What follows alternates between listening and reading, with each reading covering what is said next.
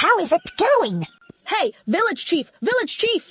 Folks from Shenhe village are coming up swinging! Head to the small hillside to protect the Daoyuan village. Folks, Go take a look. Before long, the two arrived at a small hillside, marking the boundary between the villages. You gonna let us through or not? The squad leader's stepping in for the field! Chief here! If you don't clear out, don't blame us for not holding back! Come on then! Who is scared of who? this here is Taoyuan village territory! And that well was dug by our village too! You come barging into our village to steal water! You got no shame at all! Several team leaders spot Xiaoju showing up and shoot Zhao Hu looks. That could kill. You little rascal! Who told you to drag the village chief over here? What if someone swings at you and clips the village chief instead? Yeah. You had that beating coming, didn't you? Who told you to bring the village chief? Who said you could bring the village chief here? Ease up on the kid. He's just a pup. I messed up, didn't I? Beat the kid, and you'll be coming after his MA next. I'll hold the village chief out of here right now. Yeah. Darling, quit it. I came here on my own. Don't pin this on Dahu. Seeing the village chief weigh in like that, Zhao Delang finally let go of Zhao Hu. I knew it. Turns out showing up wasn't for nothing after all. Xiaoju averts his eyes in disgust, then turns to the team leader. What went down here? The team leaders latch onto him like he is their rock, fuming as they spill about how Shahe village stormed in to swipe water and rough up folks. You think you can just roll into our village and take our water? Coming to our village to snatch water. All the big tough guys in your village are total cowards. So you send out a little kid to handle it, huh? Whoa. Just a pint-sized squirt like this. Better hightail it home and play in the mud. You pack of cowards. What kind of guts is it to hide behind a little kid? Xiaoju paused for a moment, grabbed a stick from his dad's hand, and swung it hard. A whole bunch toppled over, and after a few more whacks, not a single guy from Lower River Village was left on his feet. The ones sprawled on the ground clutched their legs or cradled their heads.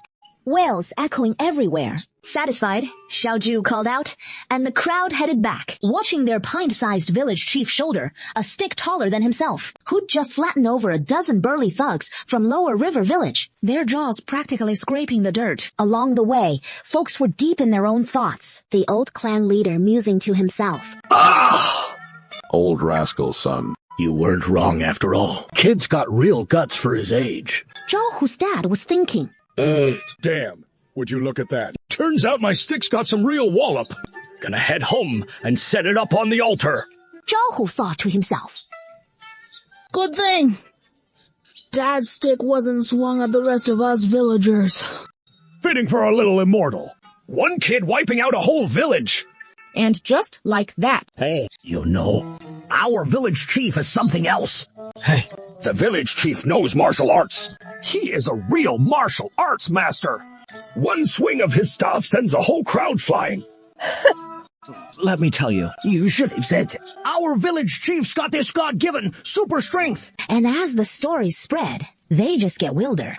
Now, it is like the village chief just waves his hand and the other side all drops. Xiaoju may not have studied martial arts, but he is got this mental power. And yeah, he has got some serious strength too. Back at his plot, Xiaoju's all set to protect Daoyuan village. Forest division. Successful. Rewarding 50 points. One batch of pseudo-sweet potato seedlings. Xiaoju stares blankly at the sweet potato seedlings that just popped up on the ground. But it is not raining right now. The soil's all cracked and dry. How am I supposed to plant them? The system immediately plays a tutorial video for Xiaoju on how to plant sweet potatoes. It'll rain tomorrow. For real. Our system never lies. Once the system says that, it goes quiet. Hearing this, Xiaoju heads out to find the team leader, bumping into tons of villagers along the way, who all greet him warmly. Village chief. Where are you headed? Village chief. Team leader Grandpa. Take it easy, village chief. He soon arrives at the team leader's courtyard, and the spot's team leader Zhou's little grandson Shito playing at the gate. Xiaoju pulls 2 candies from his pocket, unwraps one, and pops it into Shito's mouth. This candy's way yummier than the ones Grandpa brings back from town. Haha. Thank you, village chief. You're here to see my grandpa, right, village chief? Caring for the villagers for the chicken reward event. Jia Huisheng brought along a pheasant. Xiaoju glanced around. What about the eyes? Well, keeper, let's wait patiently. All right. Xiaoju patted Shito's head and asked, "Is Grandpa Joe home?" Yes, he is. Auntie, the village chief is here. Xiaoju followed Shito inside and saw the team leaders and grandpas all looking deeply troubled. The patriarch, grandpas. Why'd you come all by yourself, village chief? Grandpa Patriarch, what is going on with you all? Why do you all look so worried? Team leader Joe let out a heavy sigh. Yeah, it hasn't rained a drop. These past few months, the crops in the fields are completely lifeless. Grain production's way down, and we're barely hanging on as it is. Today, folks from Little River Village showed up demanding our water, and tomorrow, others will come to take it by force, all just to stay alive. And those folks, they'll stop at nothing. Grandpas, no need to worry. It'll rain tomorrow for sure. How do you know that, village chief? I just know. The team leaders watched the little one, so full of unwavering confidence, and figured maybe the gods above had tipped off Xiaoju, but who knows for sure. Did you come looking for me about something, village chief? I want to plant something. Grandpa team leader, find me an unused plot of land. What are you planting, village chief? Sweet potatoes. What is that? Folks, I've never even heard of it. It is edible though. Super tasty. Recalling the video on how to plant sweet potatoes he'd watched, Xiaoju explained the steps carefully to the team leaders, who listened intently. Tomorrow, we'll send the rascal kid from home to clear a plot in the field and get those sweet potatoes planted for the village chief. The team leaders nodded in agreement and started heading back. Just as he stepped into the courtyard, a strikingly beautiful pheasant flew straight toward him. Master, you're finally back. Master, Daddy. Pheasant? Turns out Zhang Li had been waiting for him at home. Xiaoju gazed at the pheasant in his hands, his mind flashing back to all the delicious chicken dishes he'd savored before. No way. I see you as my master. And you want to eat me. You heartless one. Don't you feel even a pang of guilt? Xiaoju, ever the sly opportunist, eyed the chicken with suspicion. Yeah. Do you understand what I'm saying? Sure enough, the pheasant lifted its head proudly and nodded slowly. So it is a pheasant that gets humans. Man, I could really go for some meat right now. Seeing Xiaoju's drool subside, and that ever-present glint of wanting to stew him fate, the pheasant slowly crouched beside Xiaoju and laid an egg right on the spot. Hey, master, look, I can lay eggs. I can save one every day. I'm super useful. So from now on, you're Kuihua. He tried to protest, but protests denied. Xiaoju stashed the eggs in a basin in the kitchen and headed out to the yard. Just as he stepped through the gate, he spotted Big Duck with a basket on his back and his little brother Adu about to head up the mountain to pick wild greens. Xiaoju tagged right along. Village chief, my brother and I are just heading up to forage for wild veggies. You really can't keep tagging along anymore. Team leader, they won't let us take you up the mountain. Don't be ridiculous. I'm not following you. I'm just hitching a ride. It is on my way. So the village chief's just casually joining us up the mountain. I'm just taking Kuihua out for a little stroll. He has been feeling a bit down lately. This here is a wild pheasant from the hills, who wandered into my yard all on his own. And get this, he lays eggs too. Kuihua's dead set on seeing the village chief and insists on heading up the mountain. So everyone grabs little Adu by one hand and the village chief by the other, deciding to skip the wild greens for today and just pick some wild berries at the base of the hill for the chief to munch on. They just reached the foot of the hill, Xiaoju calling out, Kuihua! Where are you off to? Come back here. Don't think I didn't notice. It is you, village chief. You're the one shooing Kuihua up the mountain. Everyone could only hold tight to little Adu and hurry after him up the slope. Village chief, slow down a bit. You'll trip and fall. Hey, village chief. Kuihua, wake up. The few of us were chasing right after Kuihua. Quest release. Rescue the slipped elder. 60 points plus 1 teacher position. Location: Xiaoju hits the emergency brakes in the big pit 100 meters ahead. Hurry and turn back the system has the host bolt down the mountain without a backward glance. Thinking the host didn't hear it, sends the quest 3 times in a row, teacher. Yeah. No. I'm studying. No way.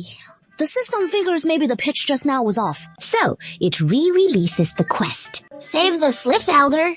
60 points plus 1 wild boar for home. The little guy running up ahead. finally slams to a halt. Hey! Phew. Close call. Thought I was off to school again. Heading a teacher or what? Village chief. Village chief, you heading back? Yeah, just out here, getting some exercise. You know. Keeps running back to where he just came from. Wow. There is a massive pit right up front. Huh. And down inside lies an unconscious white-bearded old man. Hey, with an animal trap clamped tight on his foot. The big duck and the deuce spot the old man at the pit as bottom too. Ha! Who the heck is this? No, Kalu! Wake up already! Xiaoju gives a few shouts, but the old guy doesn't budge. Village chief, let's head back to the village first and round up the villagers to come rescue him. You go back and call for help. I'll wait right here for you. I won't run off too far.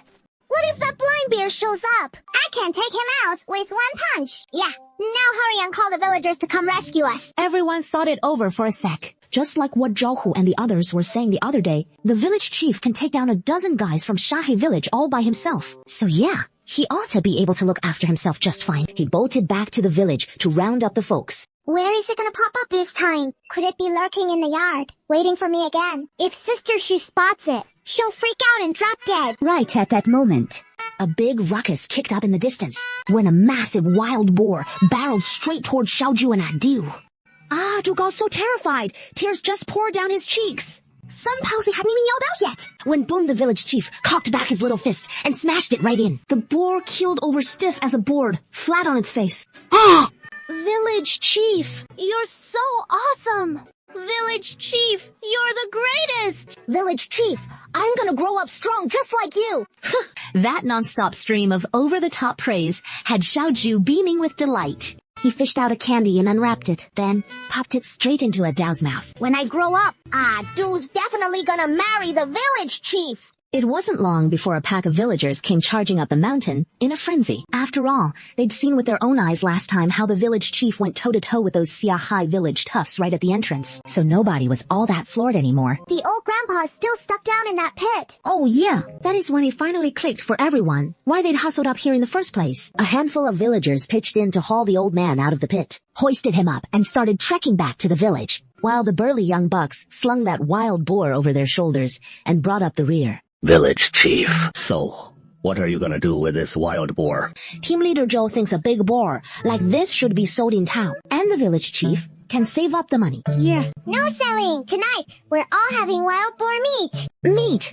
Everyone's thrilled to hear about wild boar for dinner, especially the kids. They're whooping with excitement since it has been almost a year without any meat. Seeing the villagers so overjoyed, Xiaoju suddenly feels a pang of guilt. He realizes he has not been the best village chief. Xiaoju feels really down, so he decides in a couple days he'll head to town to make some money. He has got points. He can redeem candy. Then, sallied in town. At that thought, Xiaoju bounces back full of energy. Xiaoju heads back to the courtyard, spends 10 points to redeem a cookbook.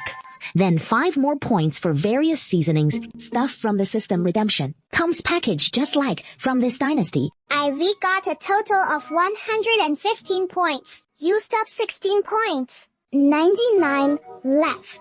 That is enough for tons of candy. Feels great. Xiaoju grabs the cookbook and seasonings to find Sister Shu and shows her how to use them. It is all explained in the book. See, I've got to master these recipes. Work hard on my cooking skills. So one day, I can whip up all sorts of tasty dishes for the village chief. Congratulations, host. You've gained an elite chef apprentice. Reward, 50 points, plus a bottle of anti-inflammatory medicine. Elite chef apprentice Sister Shu anti-inflammatory meds. Why the meds? Aunt Liu, could you sew me a bigger bag? Much more fabric. I've made one before, but it was too small. All right. What style would you like, village chief? I want it in this style. When do you need it, village chief? Tomorrow. It won't hold all my cloth anymore. Okay. Then, village chief, remember to pick it up tomorrow morning. Xiaoju pondered for a moment.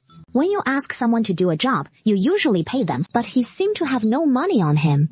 He rummaged in his pocket and pulled out a handful of candies, handing them to Aunt Liu. So, these are for Daya and Adele to eat. Oh, no need. Village chief, you eat them yourself. Daya and Adao already have sweet fruits to eat. Xiaoju directly slipped the candies into Aunt Liu's veggie basket, then dashed off without looking back. Aunt Liu! I'm off. As evening fell, Today's wild boar meat wasn't the least bit gamey. The villagers kept raving about Shu Xiaoxiao's cooking. How'd her cooking turn out? This good. I just followed the recipe and the spices the village chief gave me. Everyone turned to praise Xiaoju instead. Their village chief was truly something else, full of wonders. So tasty, so tasty, so tasty. I want to lead the villagers to earn more money, so we can eat meat every single day. After the villagers had their fill, the men gathered round to shoot the breeze and brag a bit. The women huddled up chatting about everyday family stuff, while the kids dreamed aloud of growing up as awesome as the village chief. Hey. You. Yeah, what is your name? I'm Shi Xiaojiu, the village head of Daoyuan village. Why does Xiaoju look so much like... Like who? No, sister. It is fine. It is fine. The old man's gaze was vacant as he sat back down on the wooden plank bed in a daze, lost in thought. Xiaoju quickly pulled out the anti-inflammatory ointment and handed it to the old man. Here, this is for you. Shulou snapped back to reality and slowly took the ointment. What is this? Ointment. It is for reducing inflammation. Rub some on your foot. Thank you for saving me and for the medicine. Kid, who are your parents? How old are you? I don't have parents. The village patriarch, Grandpa found and raised me, and I'm 5 years old. As the villagers tell it, he was abandoned under a banyan tree on the mountain right after birth, and for the 5 years since, he has been living in Daoyuan village. He is 5 years old this year, with no parents. What an uncanny coincidence. Who are you? Why were you in the back mountain of our village? You can just call me Grandpa Shu. I don't even know how I ended up here. I just got lost. That is all. I'm Sha Xiaoji, chief of Daoyuan village. The next morning, a light drizzle started falling outside. Be a good girl and lay an after you eat okay. Kuihua now lays one egg every single day. Sister Shu boils her a plain egg every morning. Chief! It is really raining out there. Thanks to your good fortune, Chief. It rained for hours this morning. The fields. No more cracks in the soil. The crops are saved. Oh, my goodness. That old man you saved yesterday wants to rent a room in your courtyard. Chief, 5 taels of silver a month. Look at this, Chief. 5 taels. The patriarch's heart nearly stopped. This courtyard is massive, tons of space. Sister Shu has one. I have one. And 4 rooms are still empty. We can totally rent one out. Right. That is 5 taels a month. It is like a pie dropping from heaven.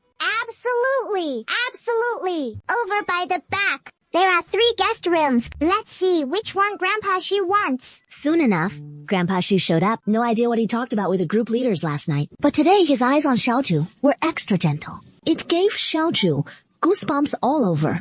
Grandpa Shu, pick whichever room you like. Terrified, Xiaoju blurted that out and bolted. Oh no. That is horrifying. Grandpa Shu grinned just like a human trafficker. Does he think I'm adorable and want to snatch me away? Aunt Liu. Looks great. Of course. Our village head looks better than anything.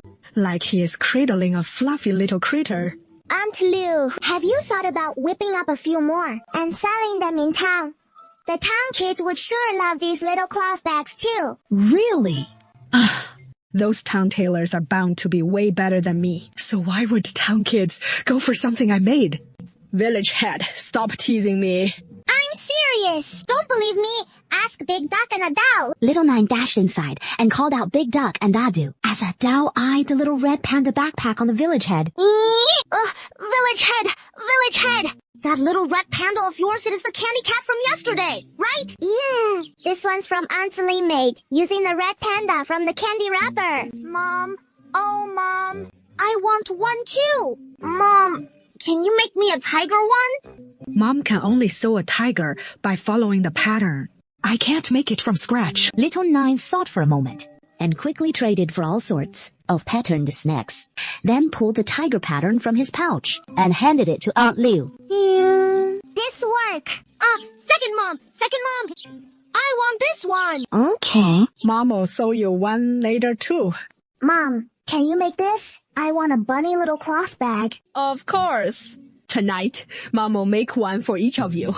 Thanks, Mom and Dad. You're the best. Such kind hearts. Just then, I'm Xiao Jia, the village chief of Taoyuan Village. Got it. Wang Zhangyi, your whole family scrimps and saves. Huh? To send you to school, and you skip class to run off to the docks, unloading cargo for others. I don't want to go to the next class. I'm never going again. Don't want to go.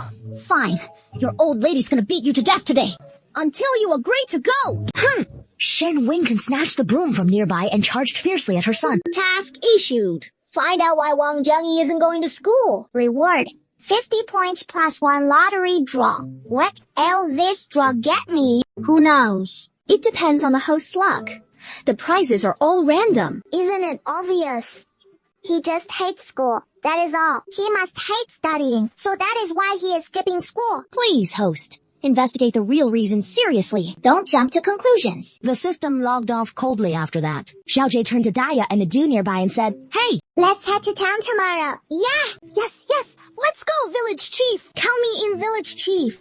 You've got the money, right? What? Yeah. The whole family doesn't have any. Yeah. But we'll have some soon enough. So, what are we doing in town? Selling candy? I've got tons left. Take them to town and sell to the kids there. They've probably never tasted candy like mine. Yeah, the village candy is so tasty. It'll sell like hotcakes for sure.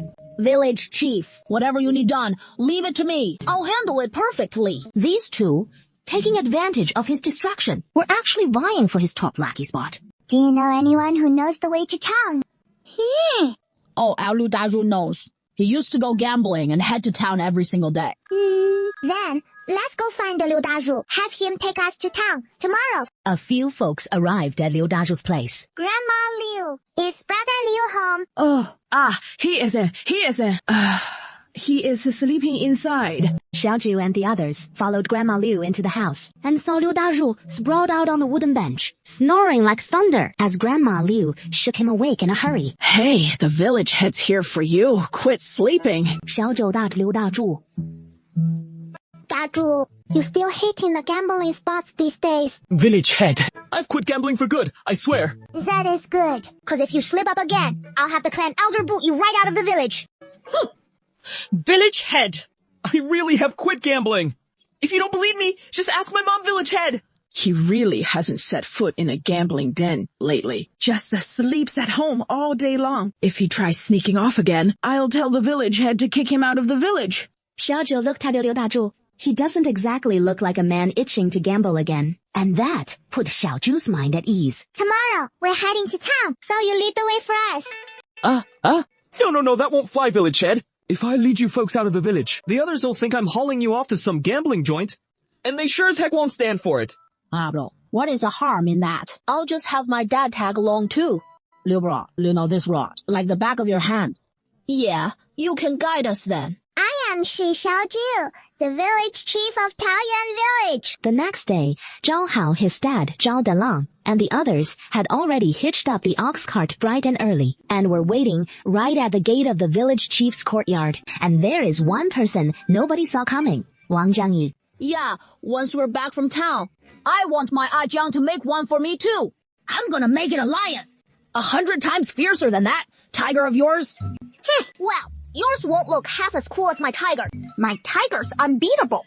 The two of them wouldn't give an inch, their bickering getting louder and fiercer by the second. You too. Are you still going or not? The two instantly clammed up and meekly climbed aboard the ox cart. The ox cart jolted and bumped all the way, taking forever to finally reach the town. Xiaoju fished some candies out of his cloth pouch, handing them out into Big Duck's and Adu's backpacks. We'll take these over to sell near Yangfu restaurant in a bit. 5 wen a piece. Then he turned to Zhao Hu and Wang Zhangyi. You two handle collecting the money and packing up the candies for customers. Everyone chimed in with a hearty, "Got it, village chief." Can we really sell them for 5 wen? The town's malt candies are only 2 wen each. Of course. My candies aren't like theirs. Mine are pretty to look at and delicious to eat. Village chief, I believe you. We're bound to rake in tons of cash. Village chief, I believe you too. Liu Dazhu watched the kids buzzing with excitement over their grand money-making scheme, all ears as they rolled up to the town's liveliest street, quickly catching the eye of a gaggle of local kids. Yeah! Where'd you get this backpack? This one's handmade by my ma. My Ma's got real talent.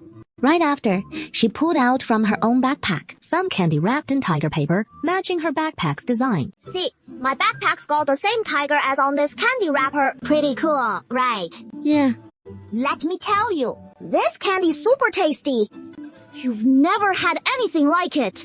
Yeah, for real. Little Nine handed out a few pieces to the other kids. So, wanna give them a try? If you don't like them, no need to buy. The kids tried them and agreed they'd never tasted anything quite like it before. Yeah, you selling this candy? Want some? 5 wen each. Yeah. How many? I'll hook you up. Little Nine pulled out all sorts of candies from her bag.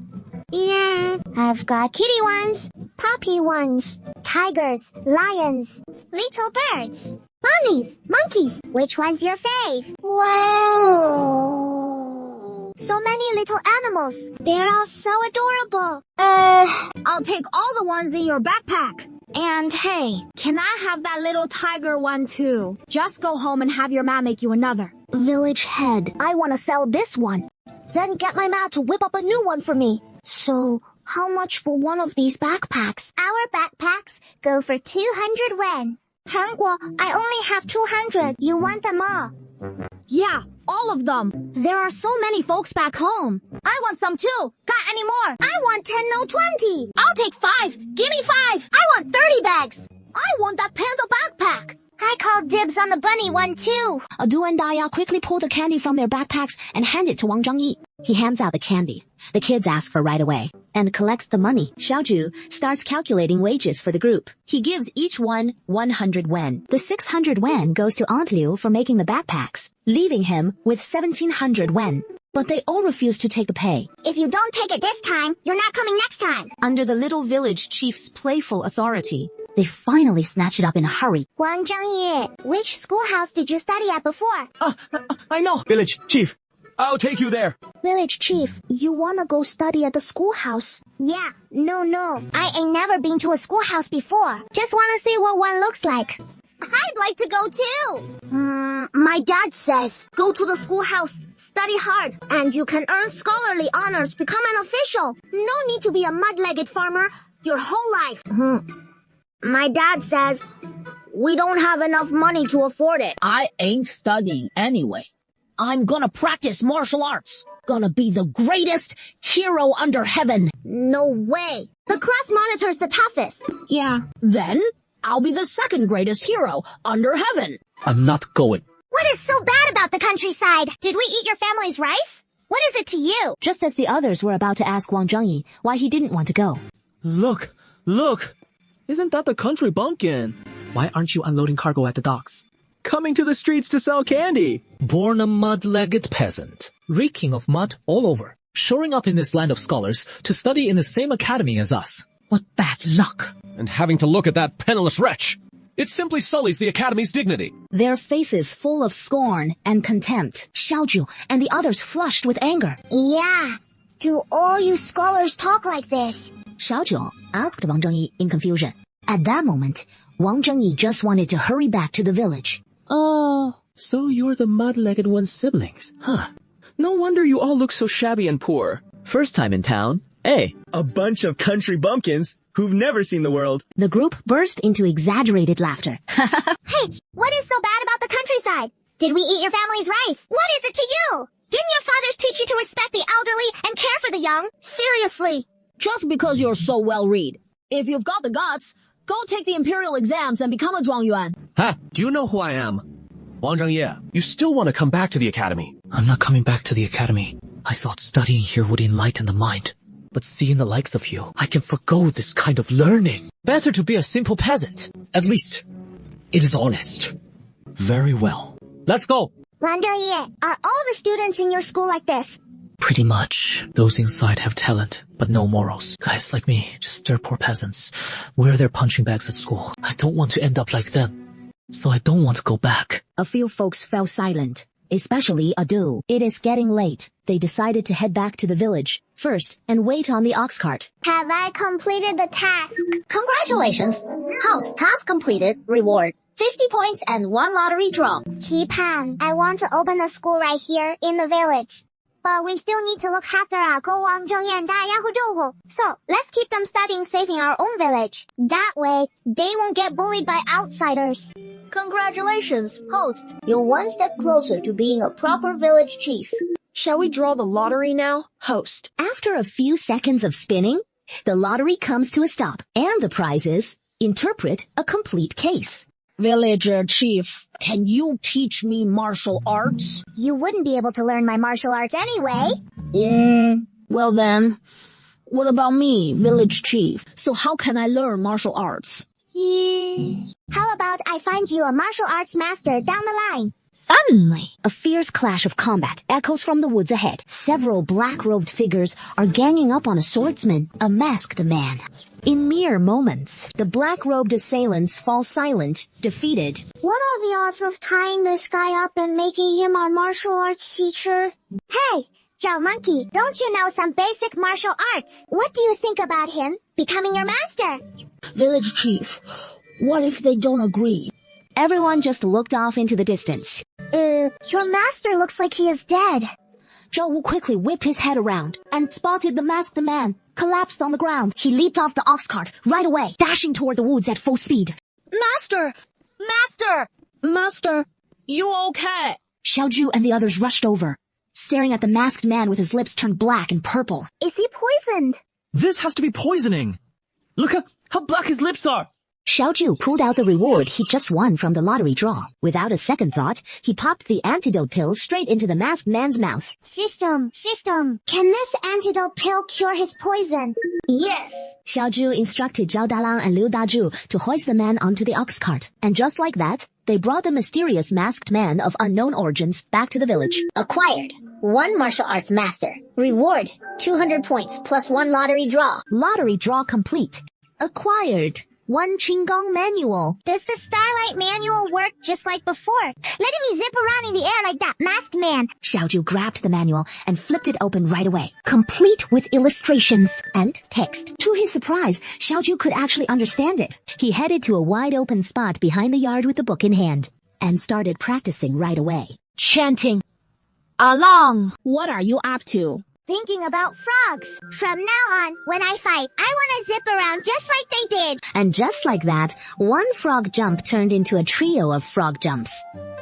Coming to Yang, the lifesaver who cured his poison, stirs and prepares to check out.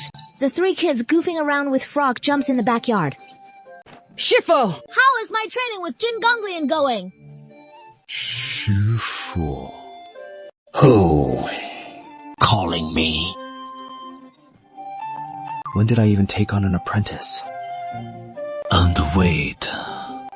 What did you say? Yeah, you're practicing light skills. Weisting, you think my Shifu might be a mute or something? Why would I be your Shifu? 'Cause you're the second strongest person I've ever laid eyes on, and I want to learn martial arts from you. Have you ever seen the world's greatest martial artist? Our village chief's the absolute best in the world.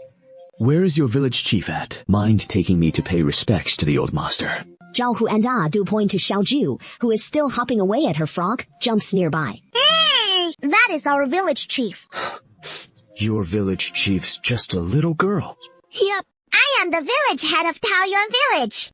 Was I who cured your poisoning. How do you plan to repay me? Yes, it was you who gave me the antidote. That is right. I just gave you 1 antidote pill and stilled some soup for you. Thank you, young benefactor, for saving my life. Please tell me, how can I repay you? Yankee was astonished that this child could have cured his poison. It seems the village doctor must be highly skilled in medicine. Dr. Huang, renowned for his medical expertise. I'm not. I don't. I only know how to treat sprains and bruises like that.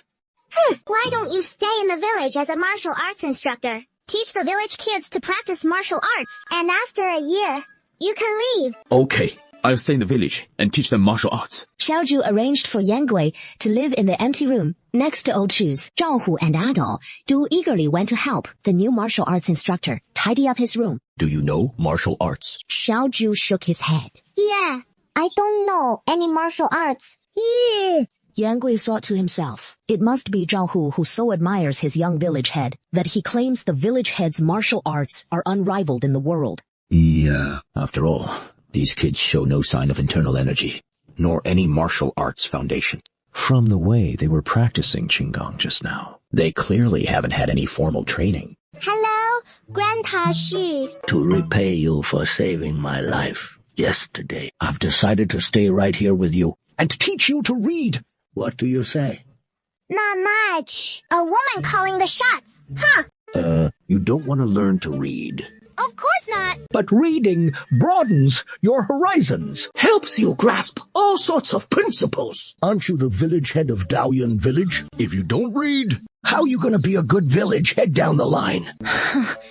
Ex-Xiaozhu faltered a bit right away. So, Master, to become a qualified village head, one key requirement is being erudite as 5 quarts of books. Overflowing with talent. Please study hard, host. No rewards. Of course there are. But it'll depend on the host's progress. If you don't understand the principles, once you've gained that knowledge, you can pass it on to teach your villagers too. In that case, why not just set up a school right in the village so the village kids can all go and study there? And when the village kids grow up, they'll all understand the principles and even sit for the imperial exams.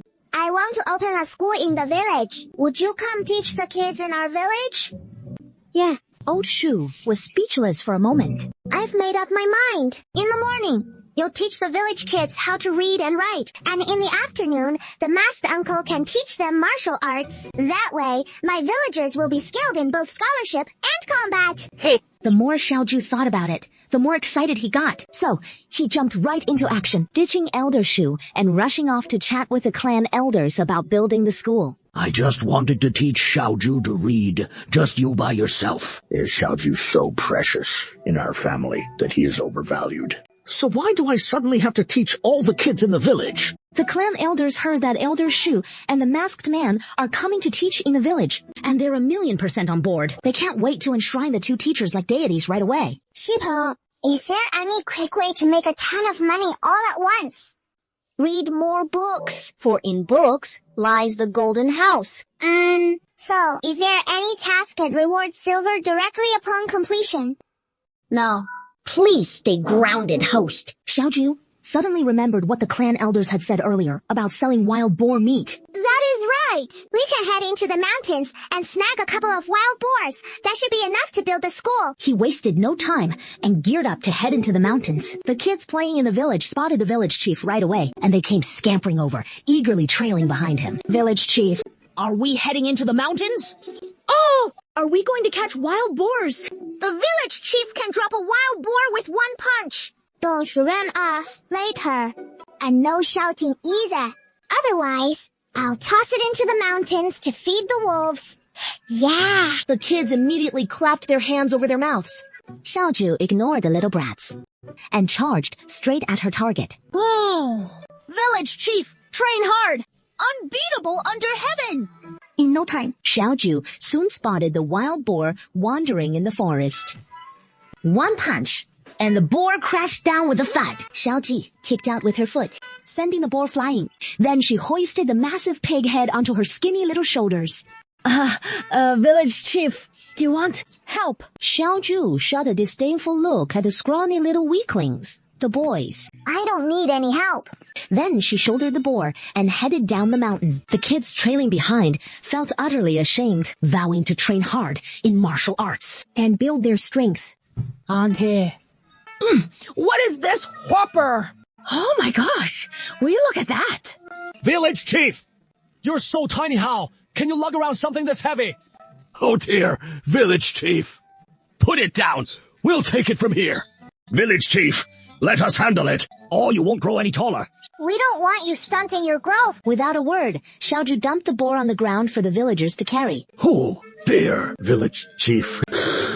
You took this one down too. Let's just sell off this wild boar. Use the money to build our schoolhouse. And for whatever short, I'll head back into the mountains and snag a few more. Oh man, that wild boar. No young pups. You're one tough cookie. Hearing the village heads heading into the mountains to build a school for the village. All the villagers there got teary-eyed. If you swing by the town, who knows what wild boars go for these days? 甜点货. Yeah. Village head, I know. I'll tag along with you tomorrow. The little miss nodded. Early the next morning, Tian the hunter hitched up the ox cart with the village head, trailed by those shameless Zhang Hu and his two buddies, dead set on coming along. Yeah, we're here. Right here. Little Ju looks up Yangfu restaurant. Last time, you Daju said the town's busiest spot was right around Yangfu restaurant. Hit! Little Ju toddles inside on those short legs. Gentlemen, what can I get for you folks? I'm here to see your boss. We've got some wild game and want to know if your place deals in it. The waiter figures they're here to sell wild game, so he leads them inside to meet the boss. Oh, my goodness! Is this your little girl? Nah, not at all. This here is our village head. Looking down on us, huh? Just 'cause we've got a kid running the village. That is a riot. Boss keeps his real thoughts under wraps, but rolls out a warm welcome anyway. So, what wild game you two looking to sell? Wild boar. Wild boar? Hey, you guys caught a wild boar! Shopkeeper Shu hurriedly asked Xiaoju and Tian Lihu to take him to see the wild game they've brought. A few of them arrived beside the ox cart, and shopkeeper, she couldn't wait to pull back the ox cart's curtain. Whoever hunted this must be a master with profound inner power. Hey, this wild boar doesn't have a single wound on it. May I ask which expert took down this prey? Our village head took it down. Shopkeeper, Shu stared at Xiaoju in shock. You took it down! How'd you kill it? How come there is not a single wound? Just with a fist. One punch like this, and it is dead. Our village head is really something. Last time it was the same one punch, and the wild boar dropped dead. Where is that other wild boar of yours? Yeah, we ate it. And it was delicious. The best wild boar meat I've ever tasted in my life. You mean you ate it? You actually ate it! Why didn't you bring it to sell? We ate it 'cause we felt like it. So, you want this one? Whoa, easy now. How much? 15 taels. Hey, at this price, you absolutely won't lose out. Xiaoju glanced at Tian Lihu. The shopkeeper's offer is solid, not skimping at all. Normally, it is around 10 taels. Village head, our wild boar is in prime shape. No surface wounds. So it is normal for them to pay a premium. Seeing the shopkeeper wasn't ripping them off, Xiaoju decisively paid with one hand and handed over the goods with the other. Hey, I don't know which village nearby you folks are from. I hope that down the road, whenever you bag some game, you bring it straight to my tavern here. I'll make sure you get a fair price. No skimping. You can count on that. We're from Daoyuan village. You only take wild boars. No offense, miss. Our tavern's short on big game right now. But miss, we'll take whatever you've got. Prices included. Only more. Never less, you know. Okay, next time we catch something, we'll bring it right over. Sold all the wild boar meat. Just pocketed 15 taels for the little brew. Feeling mighty fine. Come on, let's hit the streets. Shop. Hee hee. The young pals wandered from one end of the street to the other, hands full of all sorts of goodies they'd picked up. And only then did they think about heading back to the village. The ox cart rumbled along for about an hour, when all of a sudden, same spot as before, same woods, out burst 4 or 5 rough-looking thugs. Halt right there! With these big knives! Tian Lihu quickly shoved the kids back into the ox cart and stepped up front to shield it. In broad daylight like this, what do you think you're doing? Doing what? You see this knife in my hand? Hand over your silver quick! We're just country bumpkins out for market day in town. Ain't got much silver on us. Spent it all on stuff. It is all loaded on the cart. I'll get it for you. One of the brutes just kicked Tian Lihu aside. Don't think. I don't know that. We've been watching you folks from outside the tavern for ages. You just sold that wild boar there. Now hand over the cash. Xiaoju watched as Tian the hunter took a kick from the thug, fuming with rage on the verge of exploding. You're courting death. Hurry up and fork over the money, or I'll sell the lot of you to the human traffickers. Come and take it, if you've got the guts. I'll thrash you till you're bawling for your ma and pa. If you've got the nerve, come try killing your granddaddy. Think, your granddaddy's scared of the likes of you. Tian the hunter's kids actually scrambled out of the ox cart, terrified, cold sweat pouring down their faces. Village chief, I'll hold these bastards off here. You all run now. Scarface saw his kick, hadn't floored the hunter for good, and he reared back for another. But Xiaoju snatched Scarface's foot, mid-swing, flinging him hard. As the guys below crane their necks up, staring slack, jaw that Scarface, who was strutting like a kingpin just seconds ago. No, soaring through the sky in a blink, only to plummet back down moments later, snagged like a ragdoll on the top branch of the tallest tree in the woods. Is that a monster? That has to be a monster. Huh. Got a question for you. You boys bandits. We're no bandits. We were just, pulling your leg a bit. We don't want your dough. We're good people. Xiaoju could tell these clowns thought she was a pushover, so she hoisted the scrawny one up and tossed him skyward, dangling him in the exact same spot on that tree. Mercy, Granny! Have pity spare this poor soul's life. Please, Granny, spare me! Are you bandits? We're really not bandits.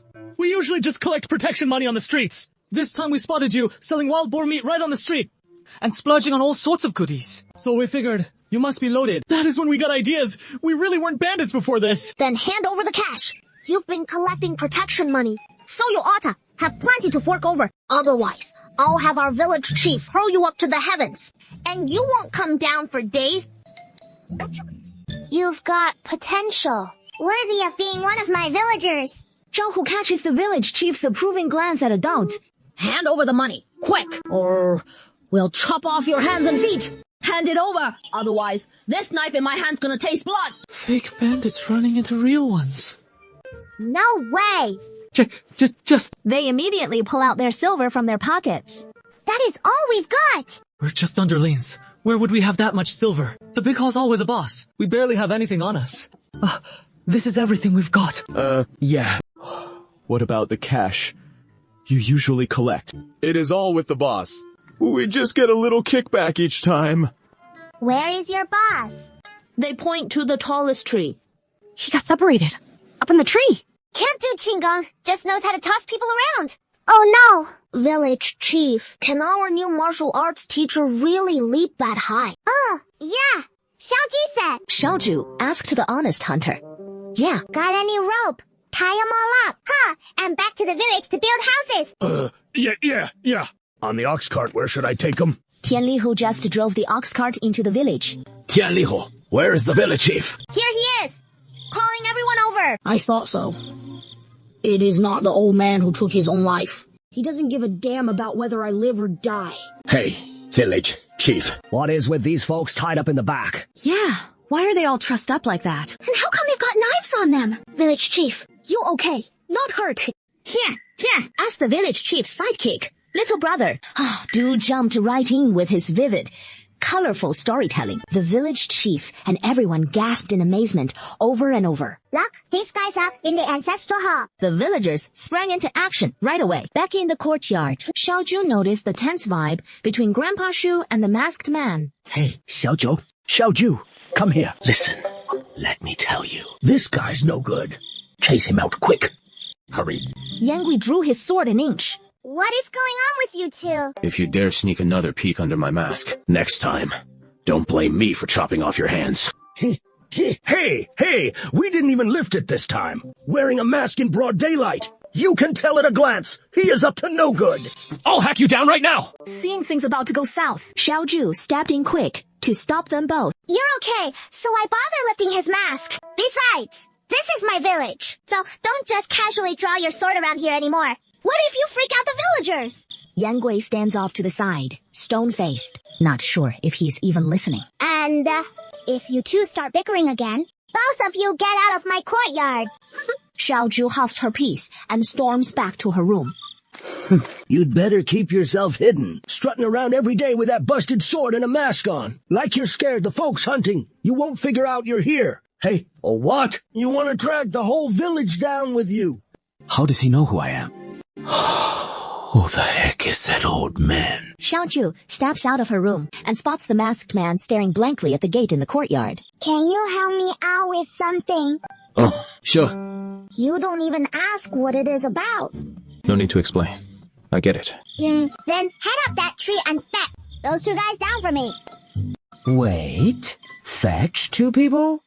What? I mean, I chucked two people up into the tree, so go get them down. You threw them up there. You know Kung Fu? No, not really.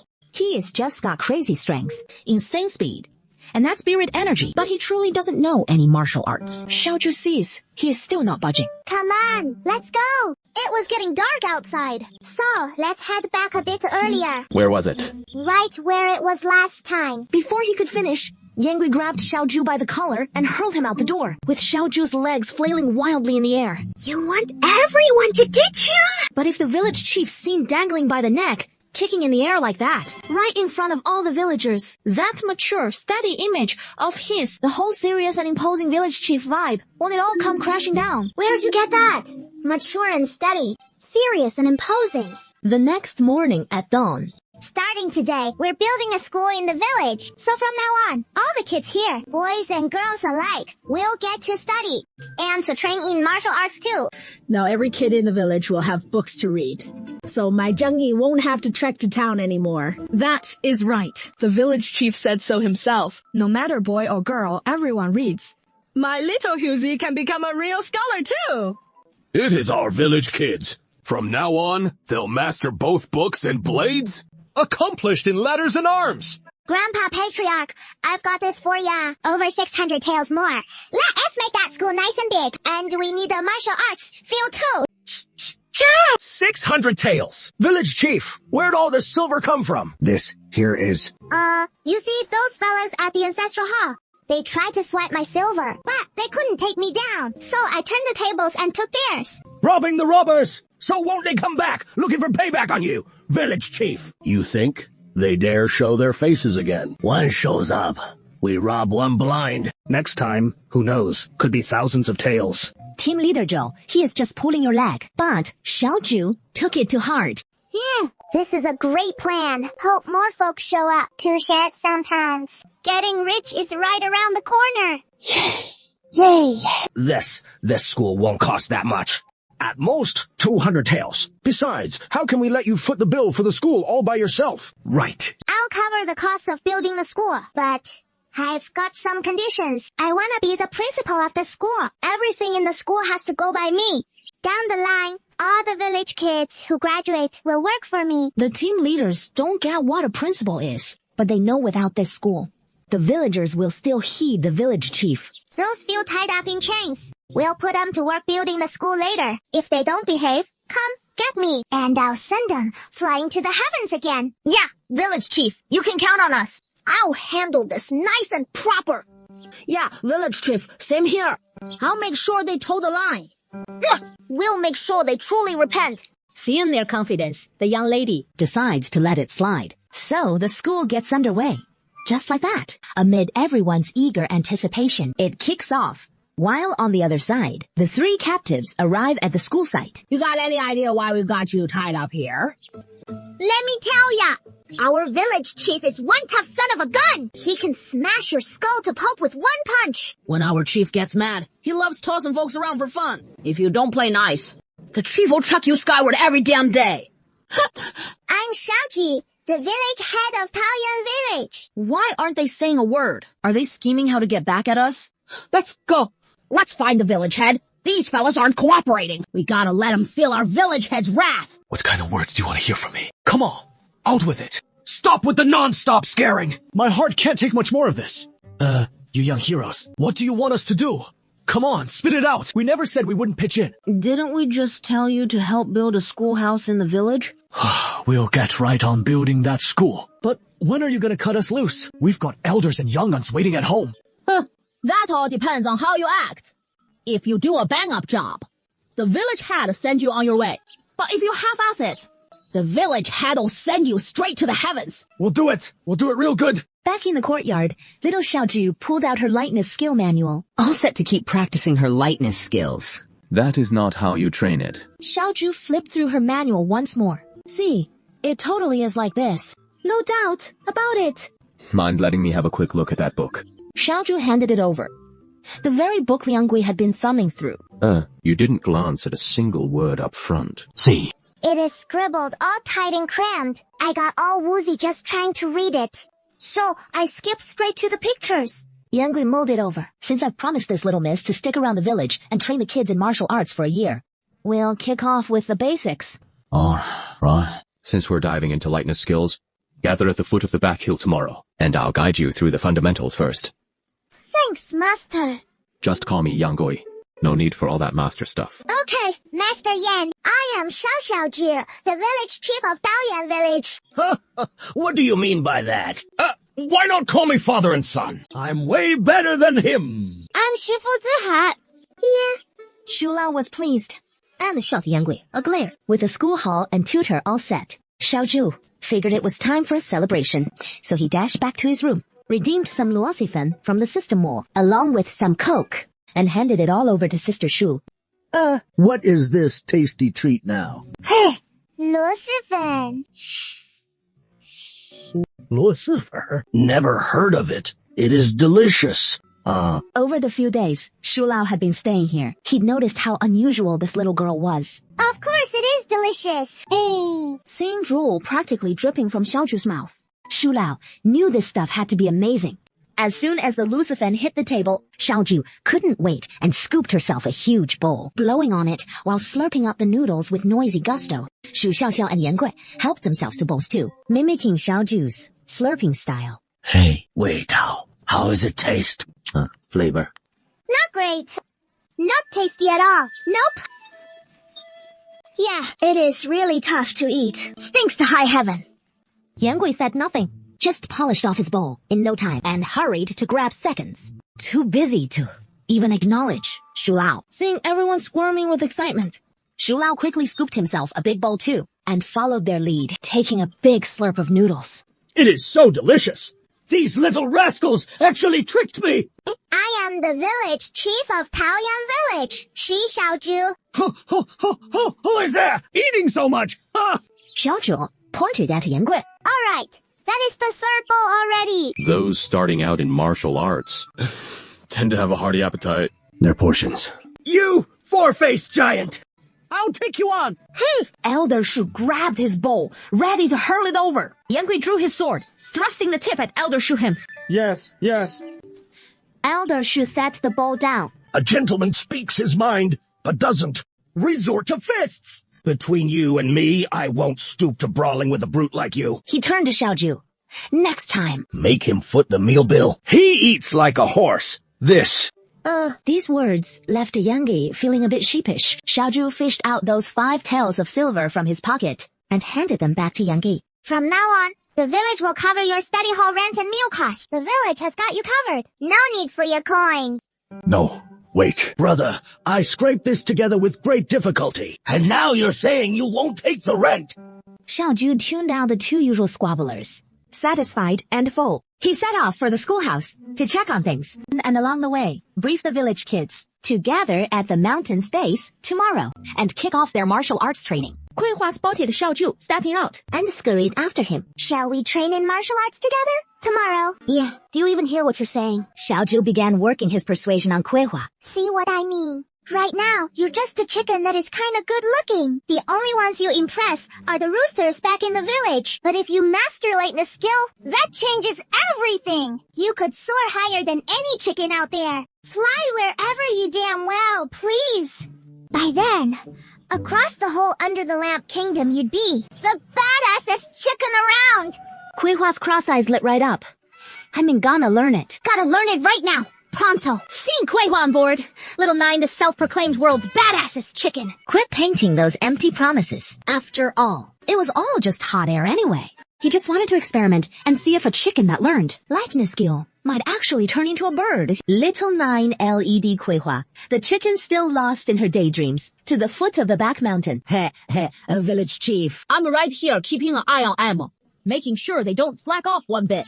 Zhao Hu's face screamed, praise me, but right as Zhao Hu finished, he caught a whiff of something foul coming off the village chief.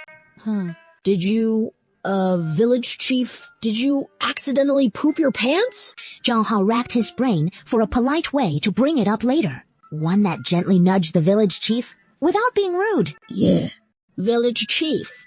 I wet the bed when I was 5'2". You know. Then what? You're still little. Village chief, sometimes you just can't hold it in totally normal. If you don't spill what is up, I'll call your dad over to handle this heart. Steeled, Zhao Hu thought. I am Shi Xiaozhu, the village head of Taoyan village. Village head, You're still just a kid. Even if you can't hold it in and soil yourself, it is no big deal. I wet the bed plenty when I was little too. Xiaozhu took a whiff and yeah, he smelled like snail noodles all over. It is just the scent of food. Oh, sure thing. I get it. Village head, whatever tale you cook up, I'll swallow it whole. You want to feel what it is like to soar free too. Village headed, and my mom's calling me. Gotta head home for dinner. I'm out of here. Village head, take your time wandering around. Hold on. Village head, I'm really sorry. Later, go tell the kids in Tundra Village to gather at the foot of the back hill at dawn tomorrow. Master Yan's starting our martial arts training. For real. Martial arts kicks off tomorrow.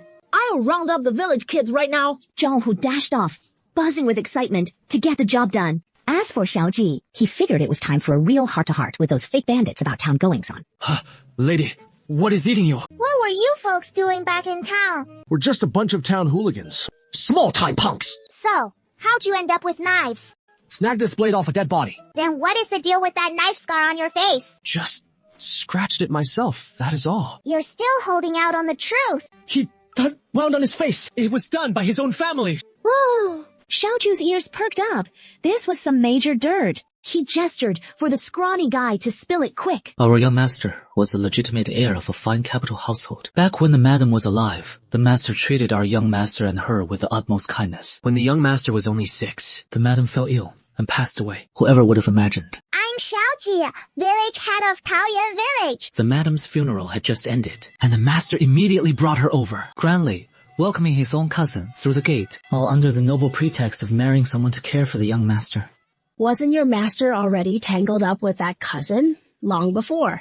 Everyone dropped what they were doing, ears straining to hear why Slim Ruanan suddenly went quiet.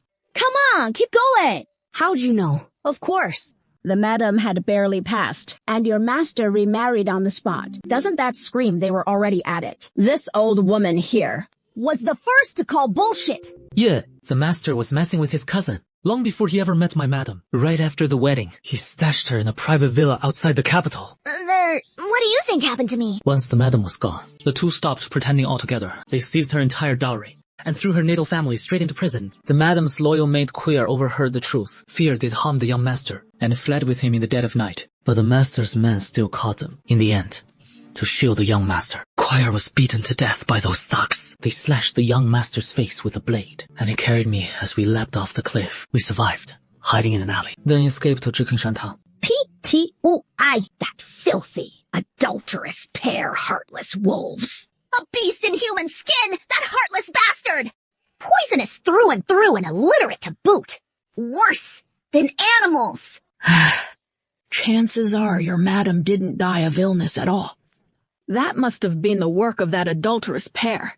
They were just biding their time for your lady to die, then brazenly seized all her property, and grandly welcomed his own cousin into the mansion as his wife. Haven't you ever thought of getting revenge? Revenge? Sabah. Going to the capital would just be suicide. What do you have to fear? For a gentleman, revenge is never too late even after 10 years. How can you just be such a pushover? When you all start your martial arts training tomorrow, can I join in and train alongside you? I'll pull my weight around the village. Okay, but what is your names? I'm Ling Qi. This is Little Four, Ling Chong, who fled the capital with me. He's my brother now. Then she pointed to the others and introduced them one by one. These are folks from struggling families who couldn't make a living anymore, so they tagged along with us, scraping by intel. So, have you done anything really heinous? Well, aside from that time we held you up, it was just the usual stall fees, and our stall fees aren't even that steep. Lady, that money you took off us before came from looting a gang of black-clothed thugs last time, right along with their big swords.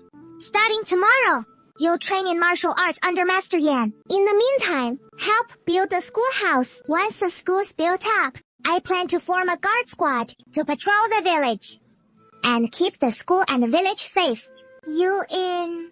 Wages paid monthly, plus room and board covered. They all agreed in a heartbeat. Way better than hustling in town.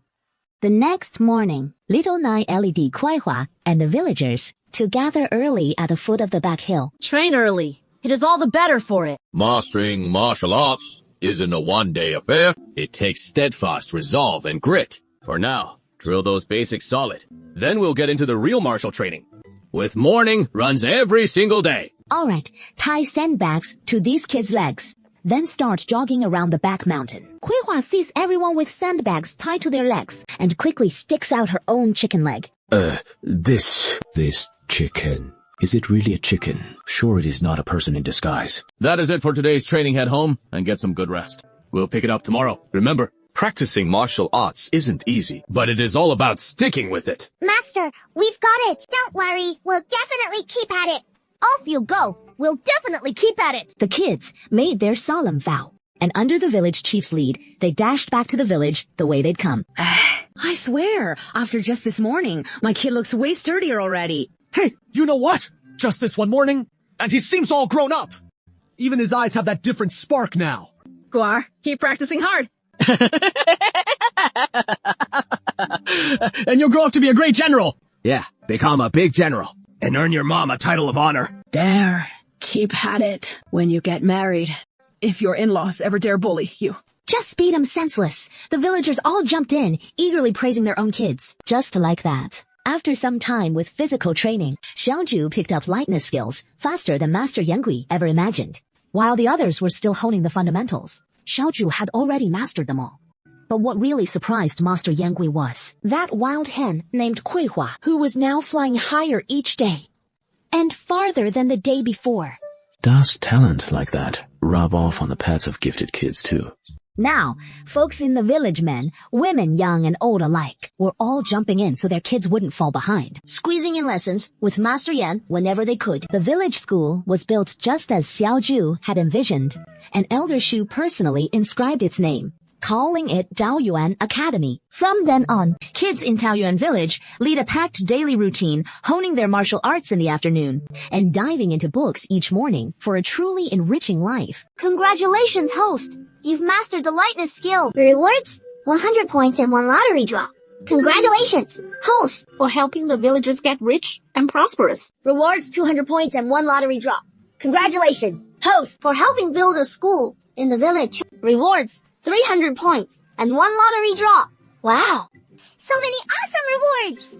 Yes, host. This is the reward you deserve for all your recent hard work. I hope you'll keep pushing forward and strive to become a top-notch village chief. Yeah. Xiaoju kicks off the lottery draw right away. First draw, a pack of chili seeds. Second draw, 1 storage pouch. Third draw, 1 power pill and a storage pouch. How do I even use this storage pouch? Do I have to drip blood on it to bind it? That is right. Xiaoju bites his finger right away and drips a drop of blood onto it. After a moment, a mental link to the storage pouch forms in his mind. Xiaoju stores the chili seeds and the power pill inside the storage pouch too. The system's voice chimes in again. Ding, ding, ding. Congratulations, host. You've hit 1,000 points, unlocking the 2nd level of the system mall. Now available for redemption, lighter, 2 points. Slingshot, 3 points. Flashlight, 5 points. Telescope, 10 points. Fire starter, 15 points. This feels just like raiding a general store. System, how many points to unlock the 3rd level of the mall? 5,000 points. Unlocks the 3rd level. Keep up the great work, host. So, what is waiting on the 3rd level of the mall? You'll see once you've earned enough points. Unlock it, and you'll find out. Xiaoju can't pry any more info out of it, so he drops it. He dives back into exploring the 2nd level of the system mall. He has only just checked out a few items. Suddenly, commotion erupted outside the courtyard. Village Chief! Village Chief! Bad news! Adu and Joe! They were knocked out by the men in black! What is going on? A few days ago, Zhao Hu and Adu, along with Iron Bull, made a bet with some boys from the neighboring villages. They agreed to fight in the back mountain today. Whoever wins will be the boss among them from now on. Xier and I followed them up the mountain to watch the fun, when suddenly we saw Zhao Dai inquire from the next village picking wild vegetables nearby. Since we hadn't seen each other for so long, we went over and chatted with them for a bit, so we didn't follow them over.